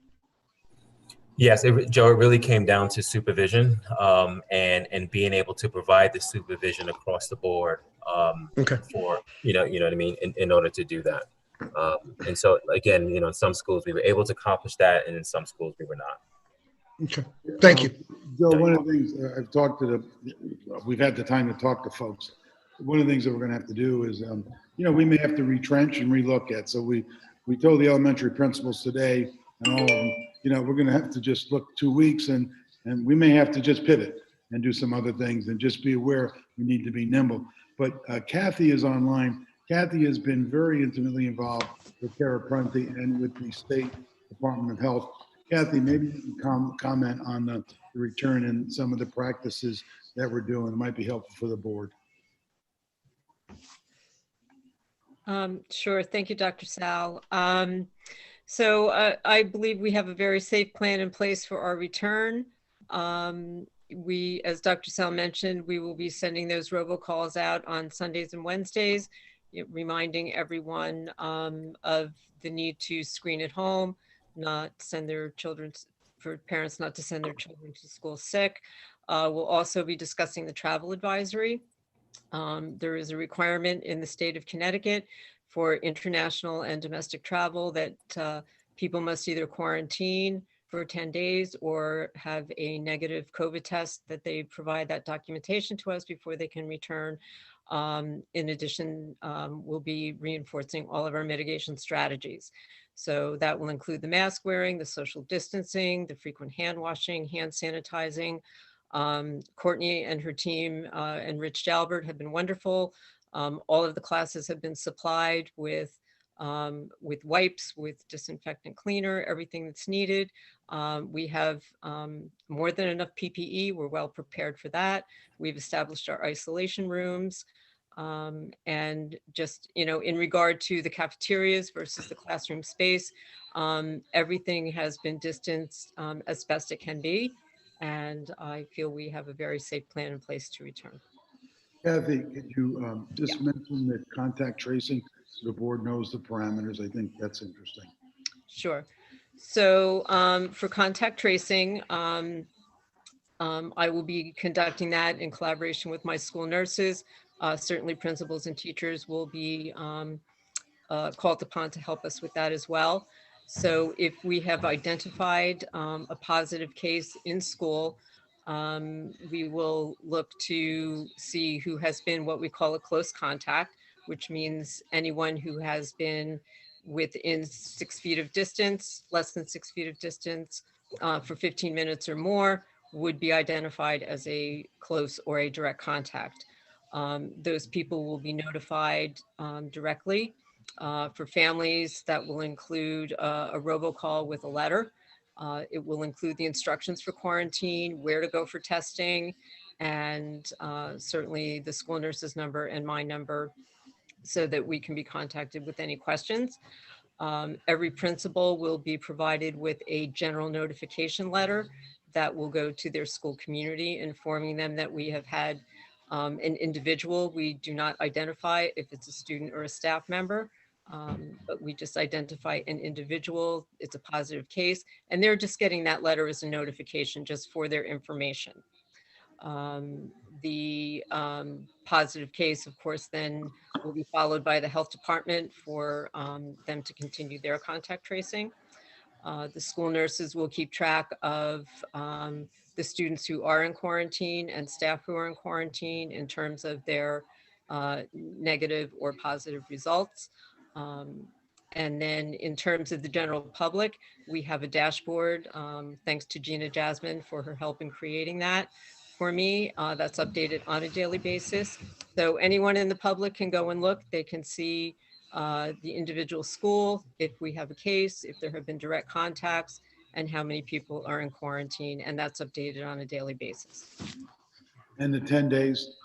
So in terms of the new quarantine, you know, the CDC, their recommendation still 14 days is the best. However, they feel there has been a lot of non-compliance with that throughout many, and I would say most communities throughout the country. So what they determined was that we could have two options. The first is to reduce that quarantine to 10 days. So anyone who is either positive for COVID or has been exposed and put into quarantine, that will be 10 days with a COVID test. If after the 10 days, if they've been positive, symptoms have either improved, or for the asymptomatic, it would just be the 10 days of quarantine, they can return to school. However, people must continue to monitor, not only for the, excuse me, for the 14 days, but we expect families and staff to be monitoring before school every day anyway. They also gave an option for a 7-day test out, which meant that someone after 5 days of exposure could get a COVID test. And if it was negative, they could come out of quarantine and then continue to monitor for symptoms. However, when looking at that and the increase, so when you decrease the quarantine, you are increasing the risk a little bit of spread. Reducing to the 10 days, it was minimal. It was about a 1% risk. But the 7 days went up to 5%. And we felt that that just was not something that we wanted to take on. And I will tell you, I don't know of any other district in Fairfield County that has opted for the 7 days. So as a team we met, we've decided to adopt the 10-day quarantine, and that's what we're going with. For the other important mitigation strategy, and Rick Jalbert is with us tonight in terms of the buildings. Rich, do you want to go over some of the things that you'll be doing? And I know for the board, we've had a difficult time not only getting subs in, we just can't. People don't want to come in at this point.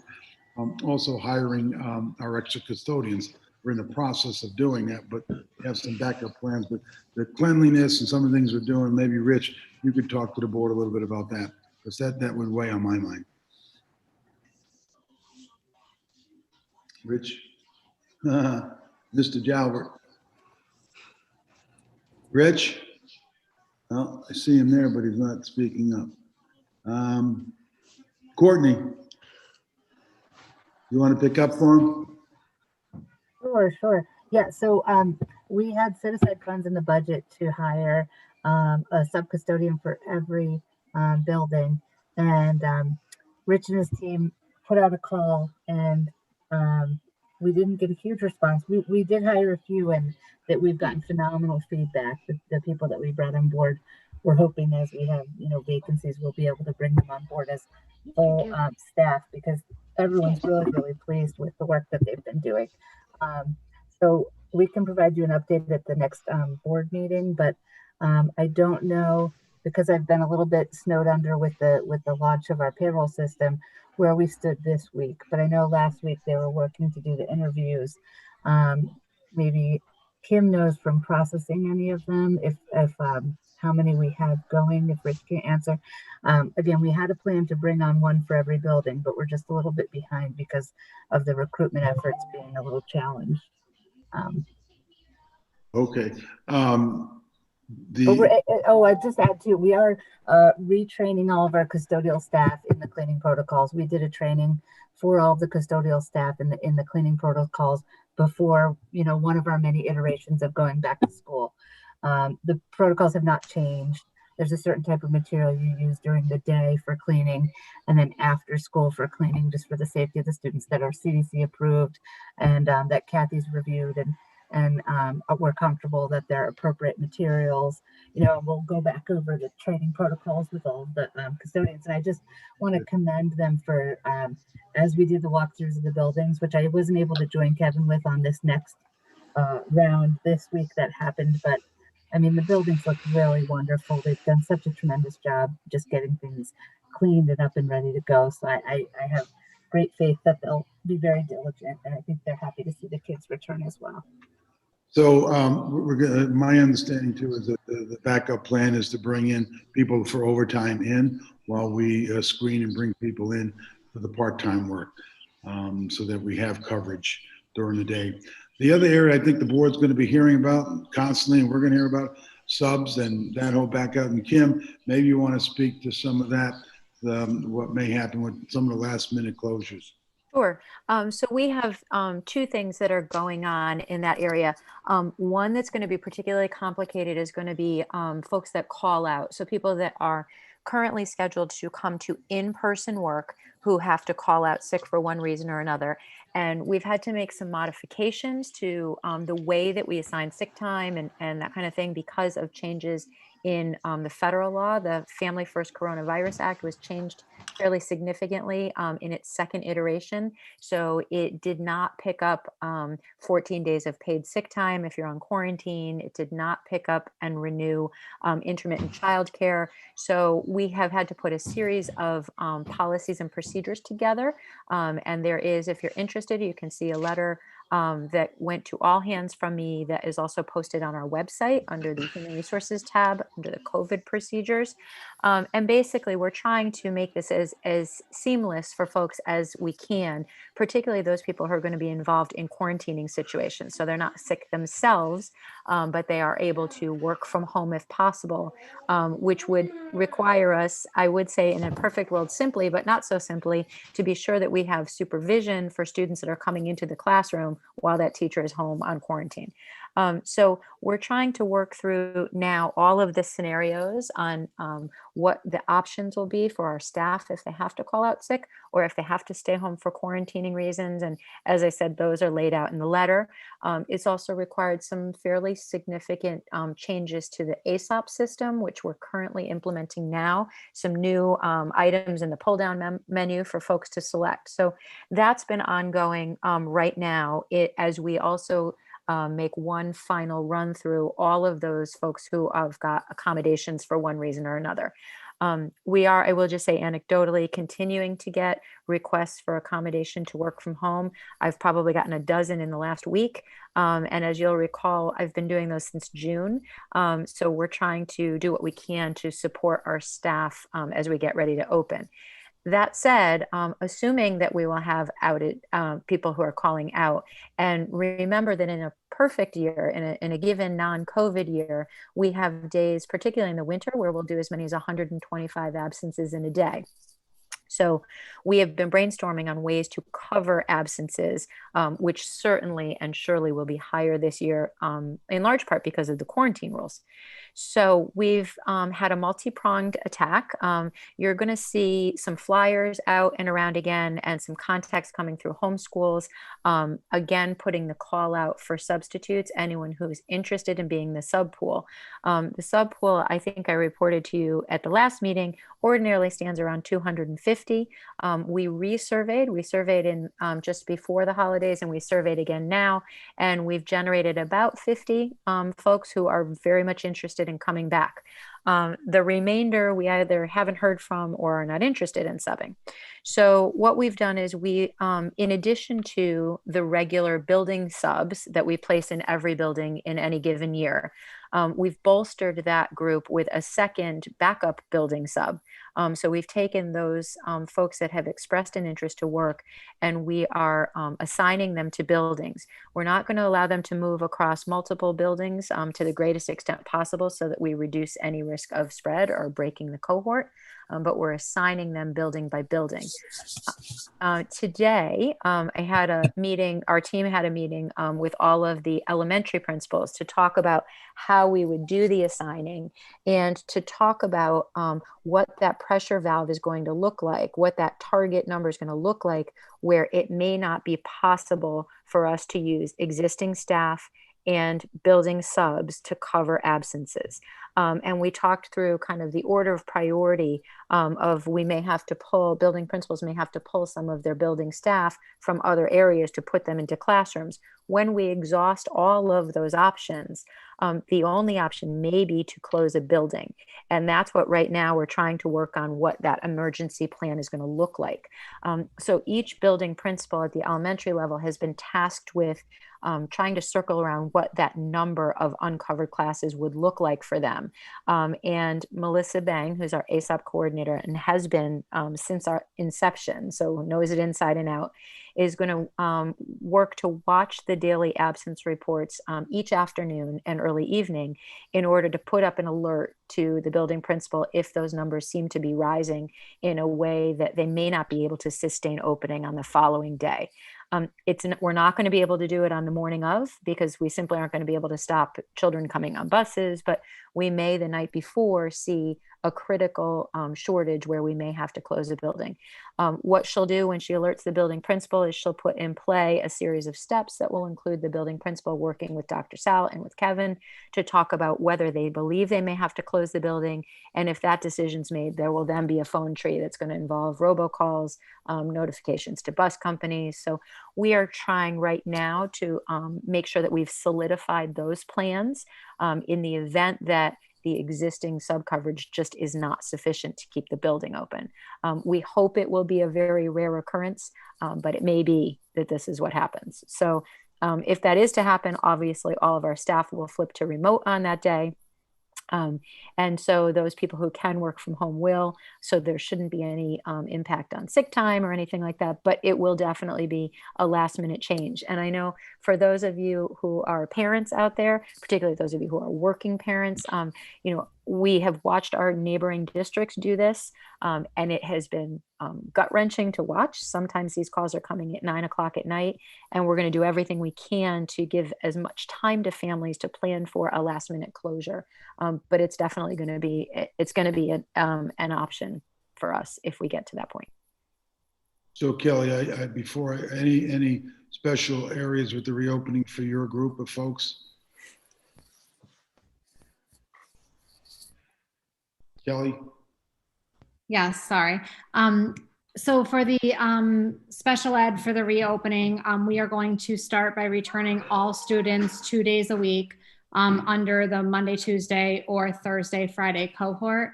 And then we will look to expand about 2 weeks in. We will look to expand to bring the students that were identified as the 4-day-a-week cohort to bring them in for additional time.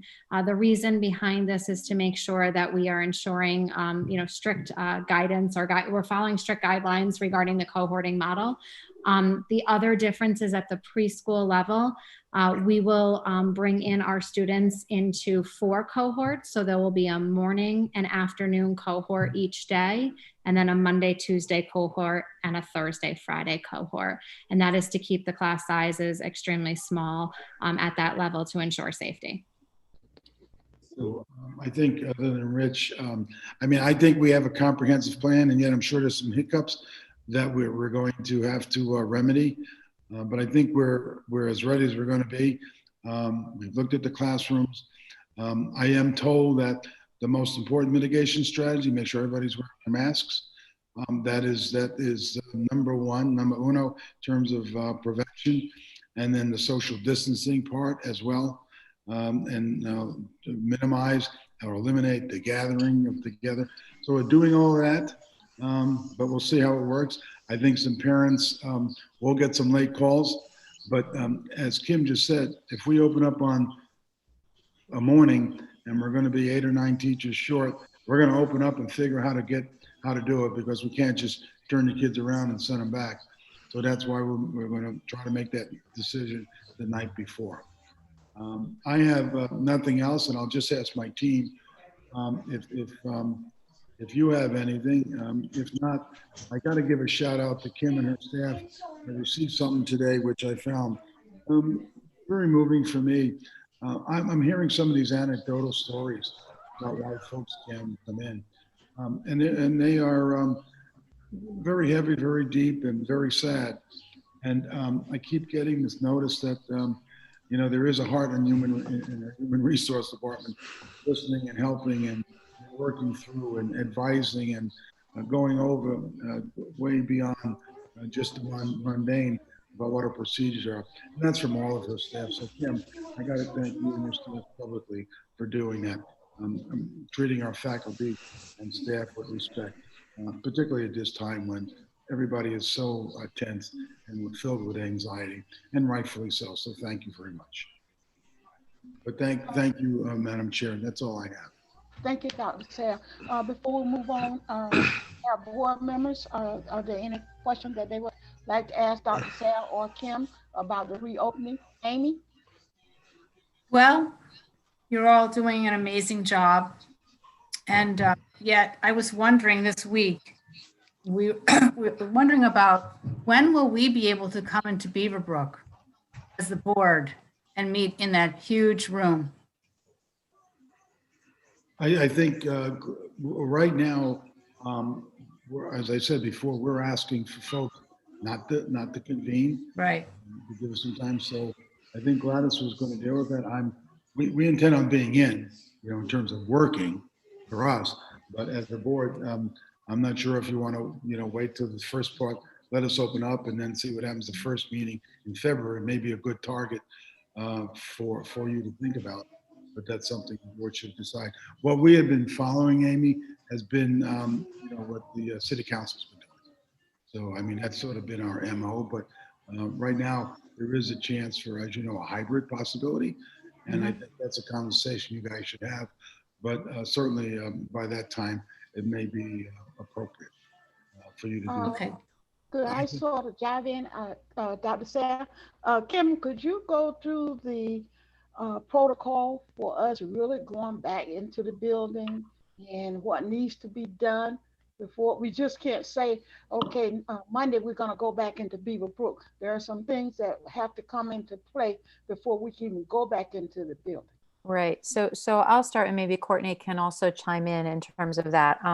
The first thing is you should all know that Beaverbrook is going to operate on a kind of a modified schedule, and that stems from the fact that we are all kind of squished into our spaces and share an awful lot of spaces and cannot meet a 6-foot distancing requirement. So, for those of you who've kind of poked your head into my suite or Kelly's suite, you know that we're really kind of pushed in. And so we did a lot of work in the fall on trying to really separate our teams that are in Beaverbrook out. And in some places, we're going to have to go to an alternating work schedule. So one cohort is in Monday, Tuesday, one cohort is in Thursday, Friday. Remember too, that we have one restroom in that building. We have the men's and women's room that's right off the boardroom. For the boardroom itself, and again, I can defer to Courtney and Kevin, who've done a lot of the logistics on this. But I will say that, you're talking about 11 board members, you're talking about 5 cabinet members and anyone invited to the meeting, and then the public. And that room, you'd be amazed how quickly 6 feet gets gobbled up. And so that's a primary concern. The secondary concern is ventilation in that room, which is not great. You'll remember the air conditioning problems we've had in that room. And lastly, I will say one thing that we have paid attention to that Dr. Sal just referred to across the district is in meeting with our administrators, we have already had situations where more than one administrator has met together and that pair or triplet or whoever it is gets quarantined. So it's pretty easy to wipe out an entire team with a quick meeting. In terms of quarantining, not necessarily sick, but quarantining. And so you'll see as a cabinet, our intention is that we all meet from our offices on our laptops. So the days where we all sat around Dr. Sal's table are not going to happen, but rather we'll use this technology, albeit from Beaverbrook, but with attention to making sure that we've separated ourselves to the greatest extent possible. Because as I said, if Kathy O'Dowd does the contact tracing, she could put out the entire cabinet level team for 10 to 14 days just after a meeting. So it's one of the things that we're paying close attention to. I have talked just anecdotally with some surrounding districts, and they're all considering the same kinds of things in going back to this hybrid model or going back to a full board meeting. And everybody's kind of watching carefully to see how this unrolls. But those are just some of the things that we think about now, sadly, as part of our daily organizational life. Courtney and Kevin, I don't know if you want to add anything more to the facilities piece. Just that I wanted to also commend Rich Talbot before he went out, but earlier in the fall he went around. I'm calling it the red walkie-talkie. That's not what it is, but it's a CO2 reader. So there's recommendations for the amount of CO2 in a room that represents the amount of fresh air that's pushed in to a room, and there's a threshold. And he made sure that every one of those spaces, not just in the schools, but also in the administrative offices, meet that threshold, and worked with the city to make sure that there were some upgrades or modifications to ventilation where it could be made to make sure that protocol was being met. We train folks on opening windows where applicable. We're being very effective from home. Even a lot of my finance staff does go in because they like to see each other even distance. So, we don't have them going in to a small space crammed in all at once, but and they need to do so to run payroll and to do, major finance. We're still kind of paper-based, so we're in the offices. But we feel so the buildings themselves have safety protocols in place. And as far as the boardroom, Kim's right, we're following the city's recommendation. They're not meeting in their full city council chambers yet. We want to see you. We want to get back in. We're anxious to see everyone. I'm very anxious to see you, Amy, and meet personally with everyone. And I think it's soon. I think the Connecticut, we're one of the best in terms of the number of vaccinations in arms. And Kim working with Kathy to get our district up and going. I think it's around the corner for us, and we're really excited. I just think we have to be cautious not to push to the end line and undo all the great progress that we've done with Kathy's health protocols and Rich's work with building readiness and all of Kim's plans for accommodations and making sure that people are cohorting and not crammed into their rooms where like Kelly's staff and Kim's staff are really, really tight. So all of those things, we're being mindful, and we're really excited to be back with everyone. And I also want to commend everyone for shifting to a bit of a work from home model during this time. For us, it's just really been tremendous how people have just, I think they're working harder, but that said, we're just very, very excited to see the board members again, and it's around the corner. Thank you. We'll reevaluate it for the start of February, and if we can't meet there, then maybe there's no alternative site. We'll have to think that, but that's what I think, Amy. Okay, thank you, Madam Chair. Dr. Sal, could I just, because the question was put to me as to, when we were going back to meetings up at Beaverbrook. And it was suggested that, some board members could opt out as far as coming in person and do from home. And that sort of disturbed me because, I've been pushing that we work together, support one another, okay? And if we can't get all 11 board members in to work, to come to meetings, then to me, we have senior board members that, everyone is not 100% in their health. And to say, okay, if you don't want to come to a board meeting, then, you can do the laptop. And I truly understand that, but it's not working together and we all coming, all 11 of us in the boardroom. So, I just feel that, this is a pandemic, okay? And certain things has to be in place that we know that's not in place at Beaverbrook. It might be easier for them to put up a big wide screen so we can see the meetings, and other people participate in those meetings, but that's not bringing the entire board into the boardroom.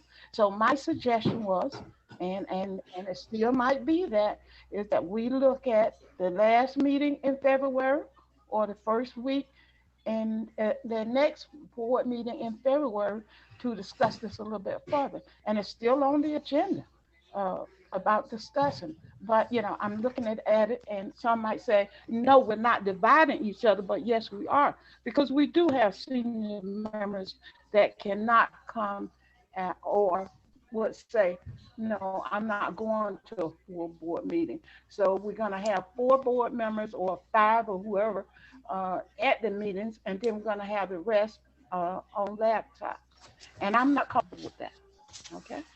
So that was going to be a part of my chairperson report, but I think it's appropriate to say it now. So Kate had a question, and then Joe De Silva. Thank you, Mrs. Cooper. I just wanted to follow up, Dr. Sal, and I know, I don't know if you're the right person or if Kathy's the right person, but I just wanted to ask about the 1B distribution of the vaccines again. I know that I believe school teachers have been added to that list, and I'm just wondering about the support staff, like our janitorial teams, our bus drivers, our cafeteria workers. Do we have any information about whether or not they're going to be part of that cohort? Yeah. Go ahead, Kath. Okay. Yes, Kate, I can speak to that. So the state determines the different phases of the vaccine distribution and who qualifies under each phase. So in 1B, yes, it will include all of our school staff, teachers, paraprofessionals, the administrators, our custodial team, food services, secretaries. So everyone will be considered. They added bus drivers. I'm just. Yeah, the bus drivers, they will be registered separately because they are an independent contractor, and I'm providing them with the information on how they can do that. Okay. Everything is dependent on the vaccine supply. Yeah. And that's what I was that actually leads in. I don't mean to cut you off, but I wanted to get this other question in because it sort of pertains to this.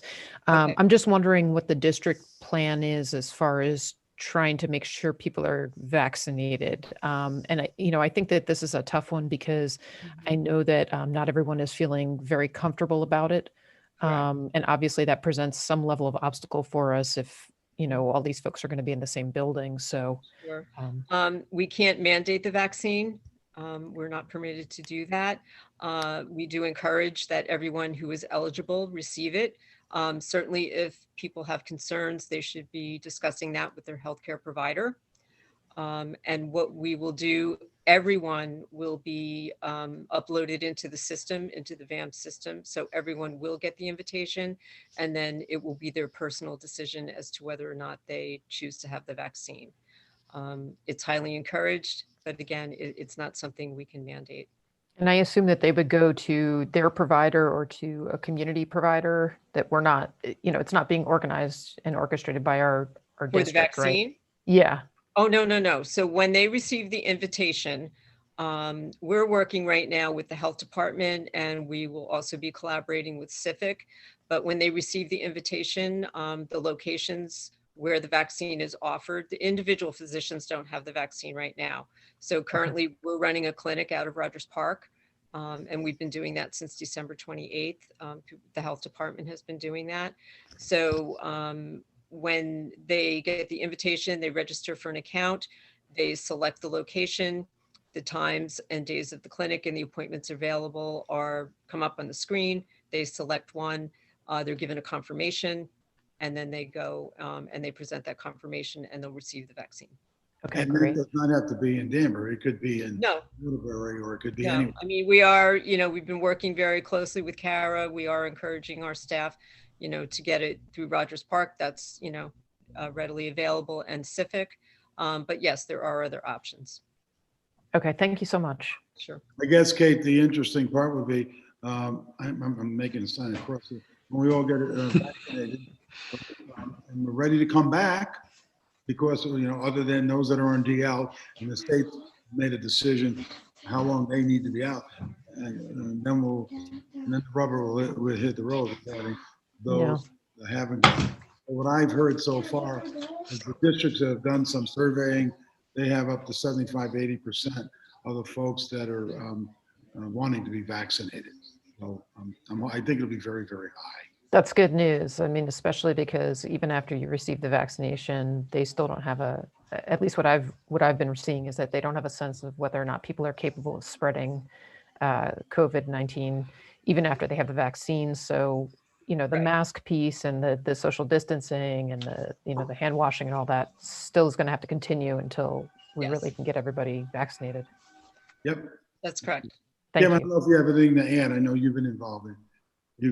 No, I'll just say anecdotally, we do have quite a few people that have accommodations based on healthcare conditions. And many of them that I've talked to have said, if I can get vaccinated, I'm ready to come back. So I think we're going to see some easing of some of our staffing issues. And, I think the one thing that's hardest to remember about this virus and this pandemic is that, these folks are teachers and educators and paraprofessionals. They want to be with kids, and they're home for reasons that really they don't want to be.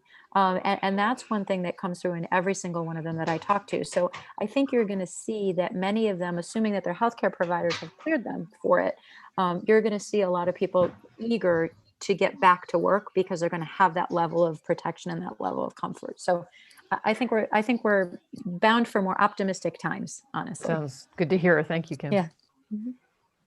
Joe, did you still have questions? I did.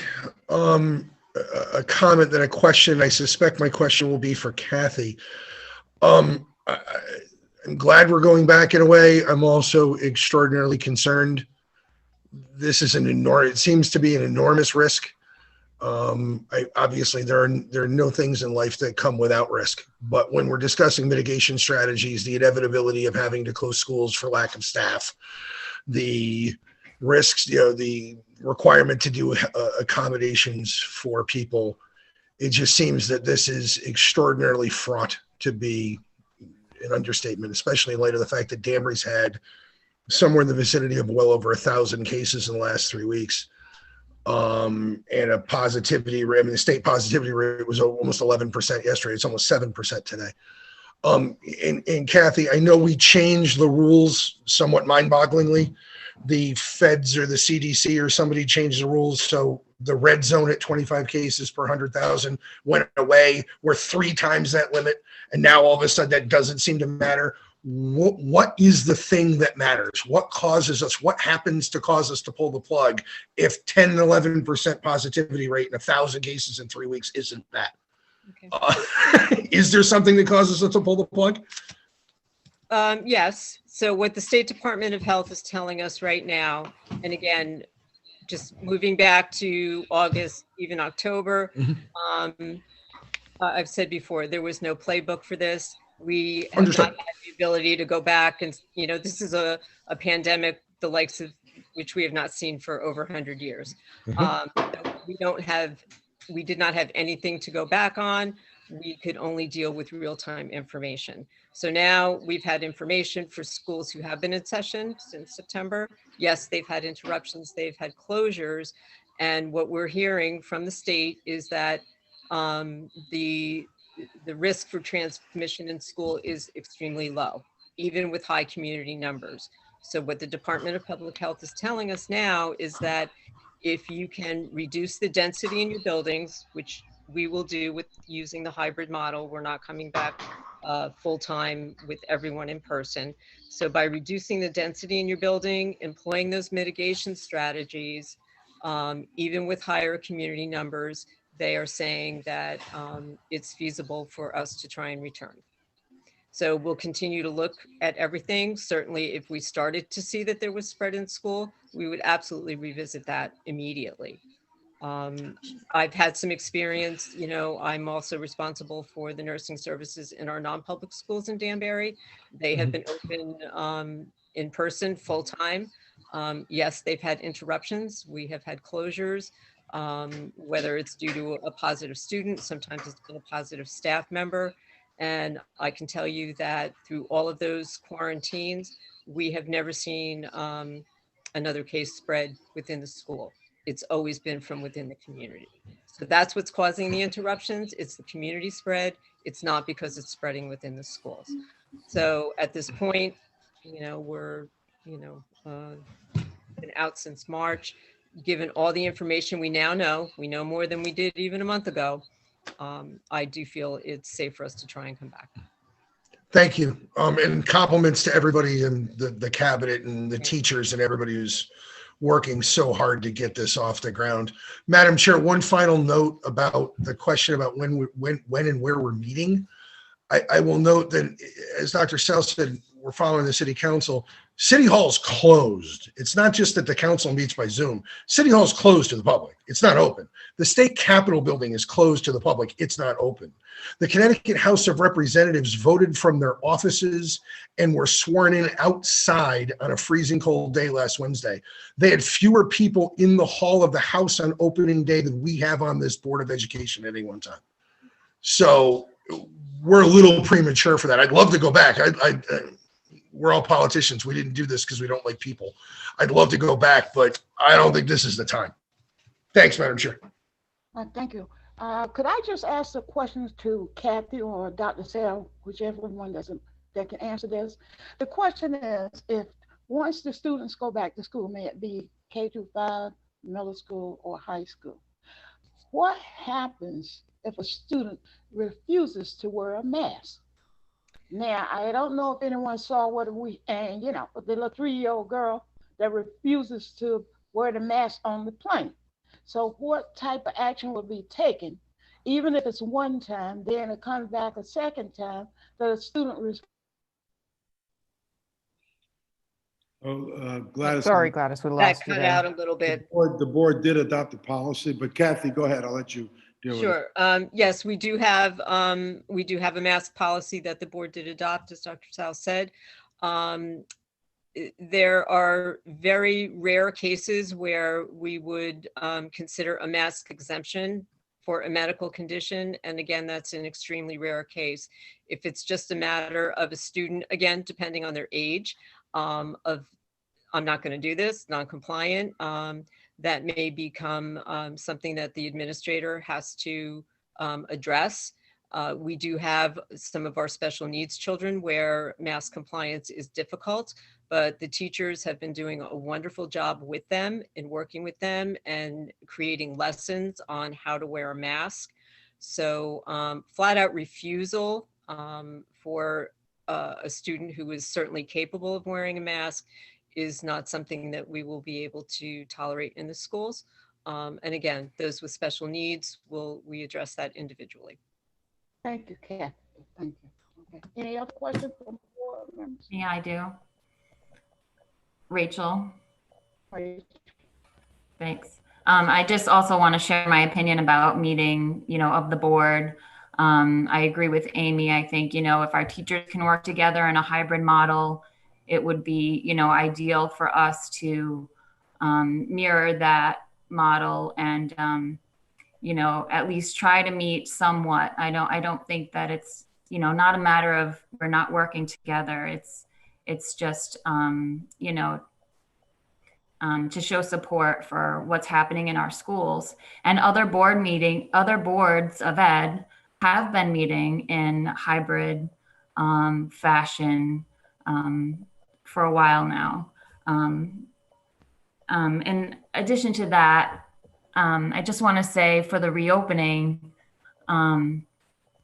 families are concerned that there will be another last minute change like there was in October. So many are holding off on making, a decision to go DL or hybrid until the last minute. We've gone through all of this, discussing our stellar plans to come back in a hybrid model. So how can we assure them that we will reopen as planned? And I'd like to go on record on, behalf of my fellow Republicans and myself, we fully support and urge the follow through to open schools as planned. We also feel that these decisions should be made in consultation with the board, and we feel they have not been. With the October decision, we found out, simultaneously with the public. So how can we be more involved and informed in the decision-making process? How can we support you and your staff? And with that, also I'd like to know what has been the communication between, the governor's office, the commissioner of Ed's office, and you, Dr. Sal. Are they keeping tabs on us? Do they, are they aware that we've had this prolonged closure since March? And are they concerned? Well, let me just start here. The decision that we made in October was a last minute decision. I don't know how the board could have been involved, so I take full responsibility for that. I think the board has been advising me, and I've been keeping folks up to date. Certainly, I would take that advice from you. But the occurrence that evening was that evening. There is no reason for us not to open. I think Joe just put out there the big question. We're going to open unless the governor says don't open. Then I can. You have the executive order gives your Department of Health the decision-making recommendation for us not to open. But at this point, she is on board with us, as Kathy just mentioned. So we intend on opening. Regarding the State Board of Education, I put them on notice that we are opening before Miguel was even assigned to Washington. And I just sent something up to them this past week that we're opening. So they fully know that we're opening. From the pressure from Hartford, the mayor kept transmitting to me, the governor, his conversation with him, why we're not opening. During all of those times, I spoke with Miguel, and at that time, the practice in October and November was different, and understood that the town was differently impacted by the numbers, and we had to do what we had to do. But certainly, my intent has been to return. They know that we want to return safely, and that's where we're at right now, Rachel. We're going back. I told the administrators that we're going back. I did also inform the state that we're going back. With that, going back means disruption. Going back means it's going to be the way of life. As I said it from the bottom of my heart before, I'm hoping that we're going back in a sweet spot in conjunction with these vaccinations, which I think will give us all a better feeling of safety. But we're going back. And if we're not going to go back, it'd have to be an edict that me, couldn't say we can't do it. It'll be from the governor. And I don't see that happening at this point. He has been encouraging us to be in school. And Evan, I've spoken to districts now that exceeded our numbers. They are in, some are even in K-5 with 18 in the class at 3 feet apart. I'm not saying we're going there. And they're experiencing what Kathy told you. So that's the new information informing us. With that, we still have to be very mindful and careful of the mitigation strategy. So I don't see us not going in. I really don't. I see it as getting disruptions, as Kim just explained, but that's going to be the way of life at this point. So that's what I see. And at some point, I'd like to know how our students have fared academically through this, the closure. You typically in non-pandemic year, we would, the board would receive, data presentations, and I know that there have been, assessments done. Just curious if, we could possibly be updated on how students are doing. Yeah, I mean, that'll, as we start collecting information, we can do that, sure. Thank you. Any other questions for Dr. Sam?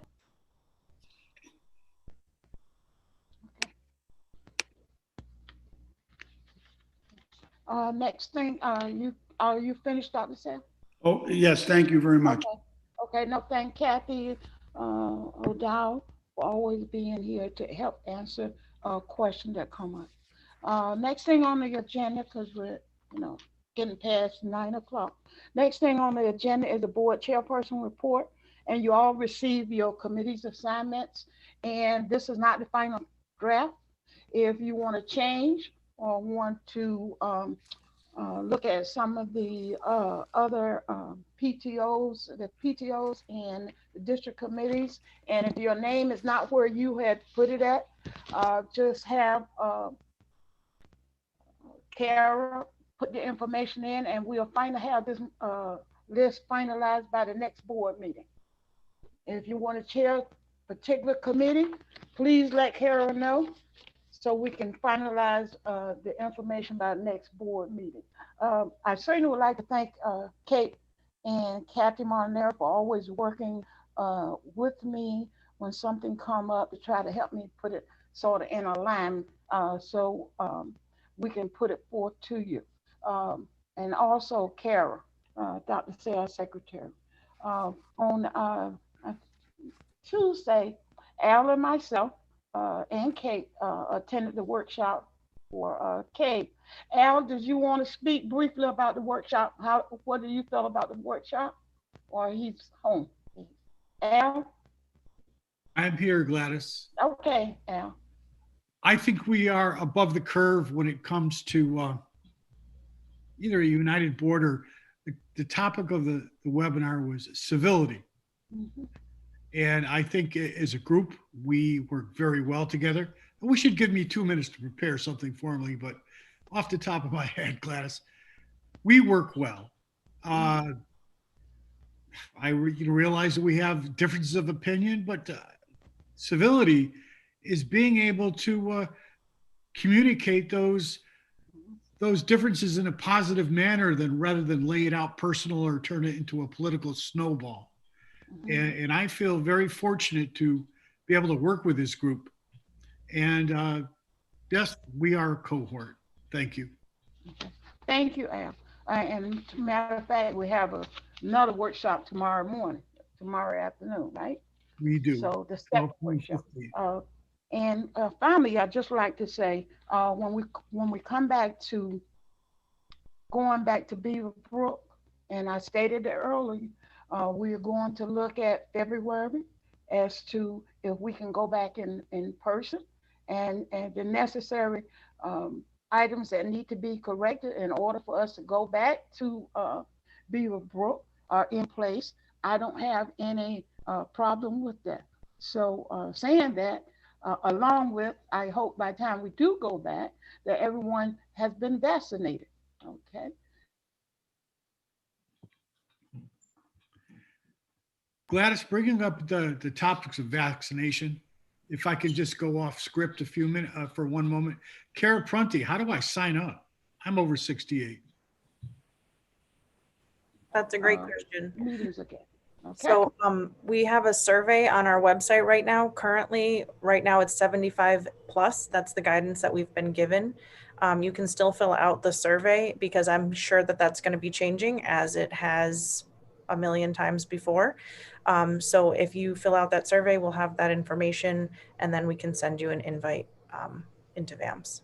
To be on the regular city page, webpage? Yeah, we have a vaccination page on the city website and there's a survey. It says 75 plus. It's a big orange button.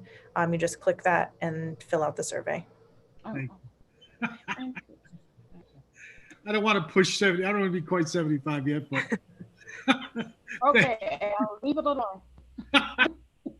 Leave it alone. Is there any other discussion? I have just a few quick things. Yes. From the PTOs. The citywide PTO met on Monday. And I just want to thank Dr. Sal, Kevin, and Ann for being there to provide updates to families. There are minutes of the meeting on the citywide PTO website, if you'd care to peruse them. Also, Westside Middle School is looking for judges for the Science and Engineering Expo on next Wednesday, January 20th, and that's virtual. But they could use some volunteers if any board members would like to volunteer. You can get in touch with Sandy or Dr. LaBanca. And then I just had a question on the committees. Is there a need to assign negotiations this year? Yes, there is. Yes. So then could I request that there be a Republican on each of those committees? Could we have a discussion about that tomorrow? Okay. Okay. Okay. Any other questions?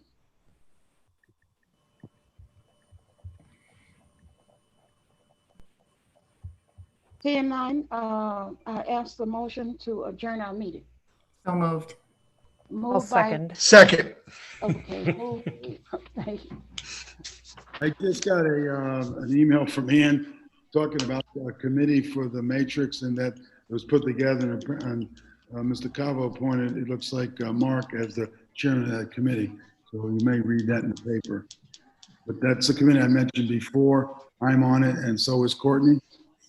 Someone just sent me that, so that's why I thought, let me tell you, I just received it. Okay. Thank you, Dr. Sarah. Thank you, guys. Good night. Good night. Gladys, Thank I'm you. sorry.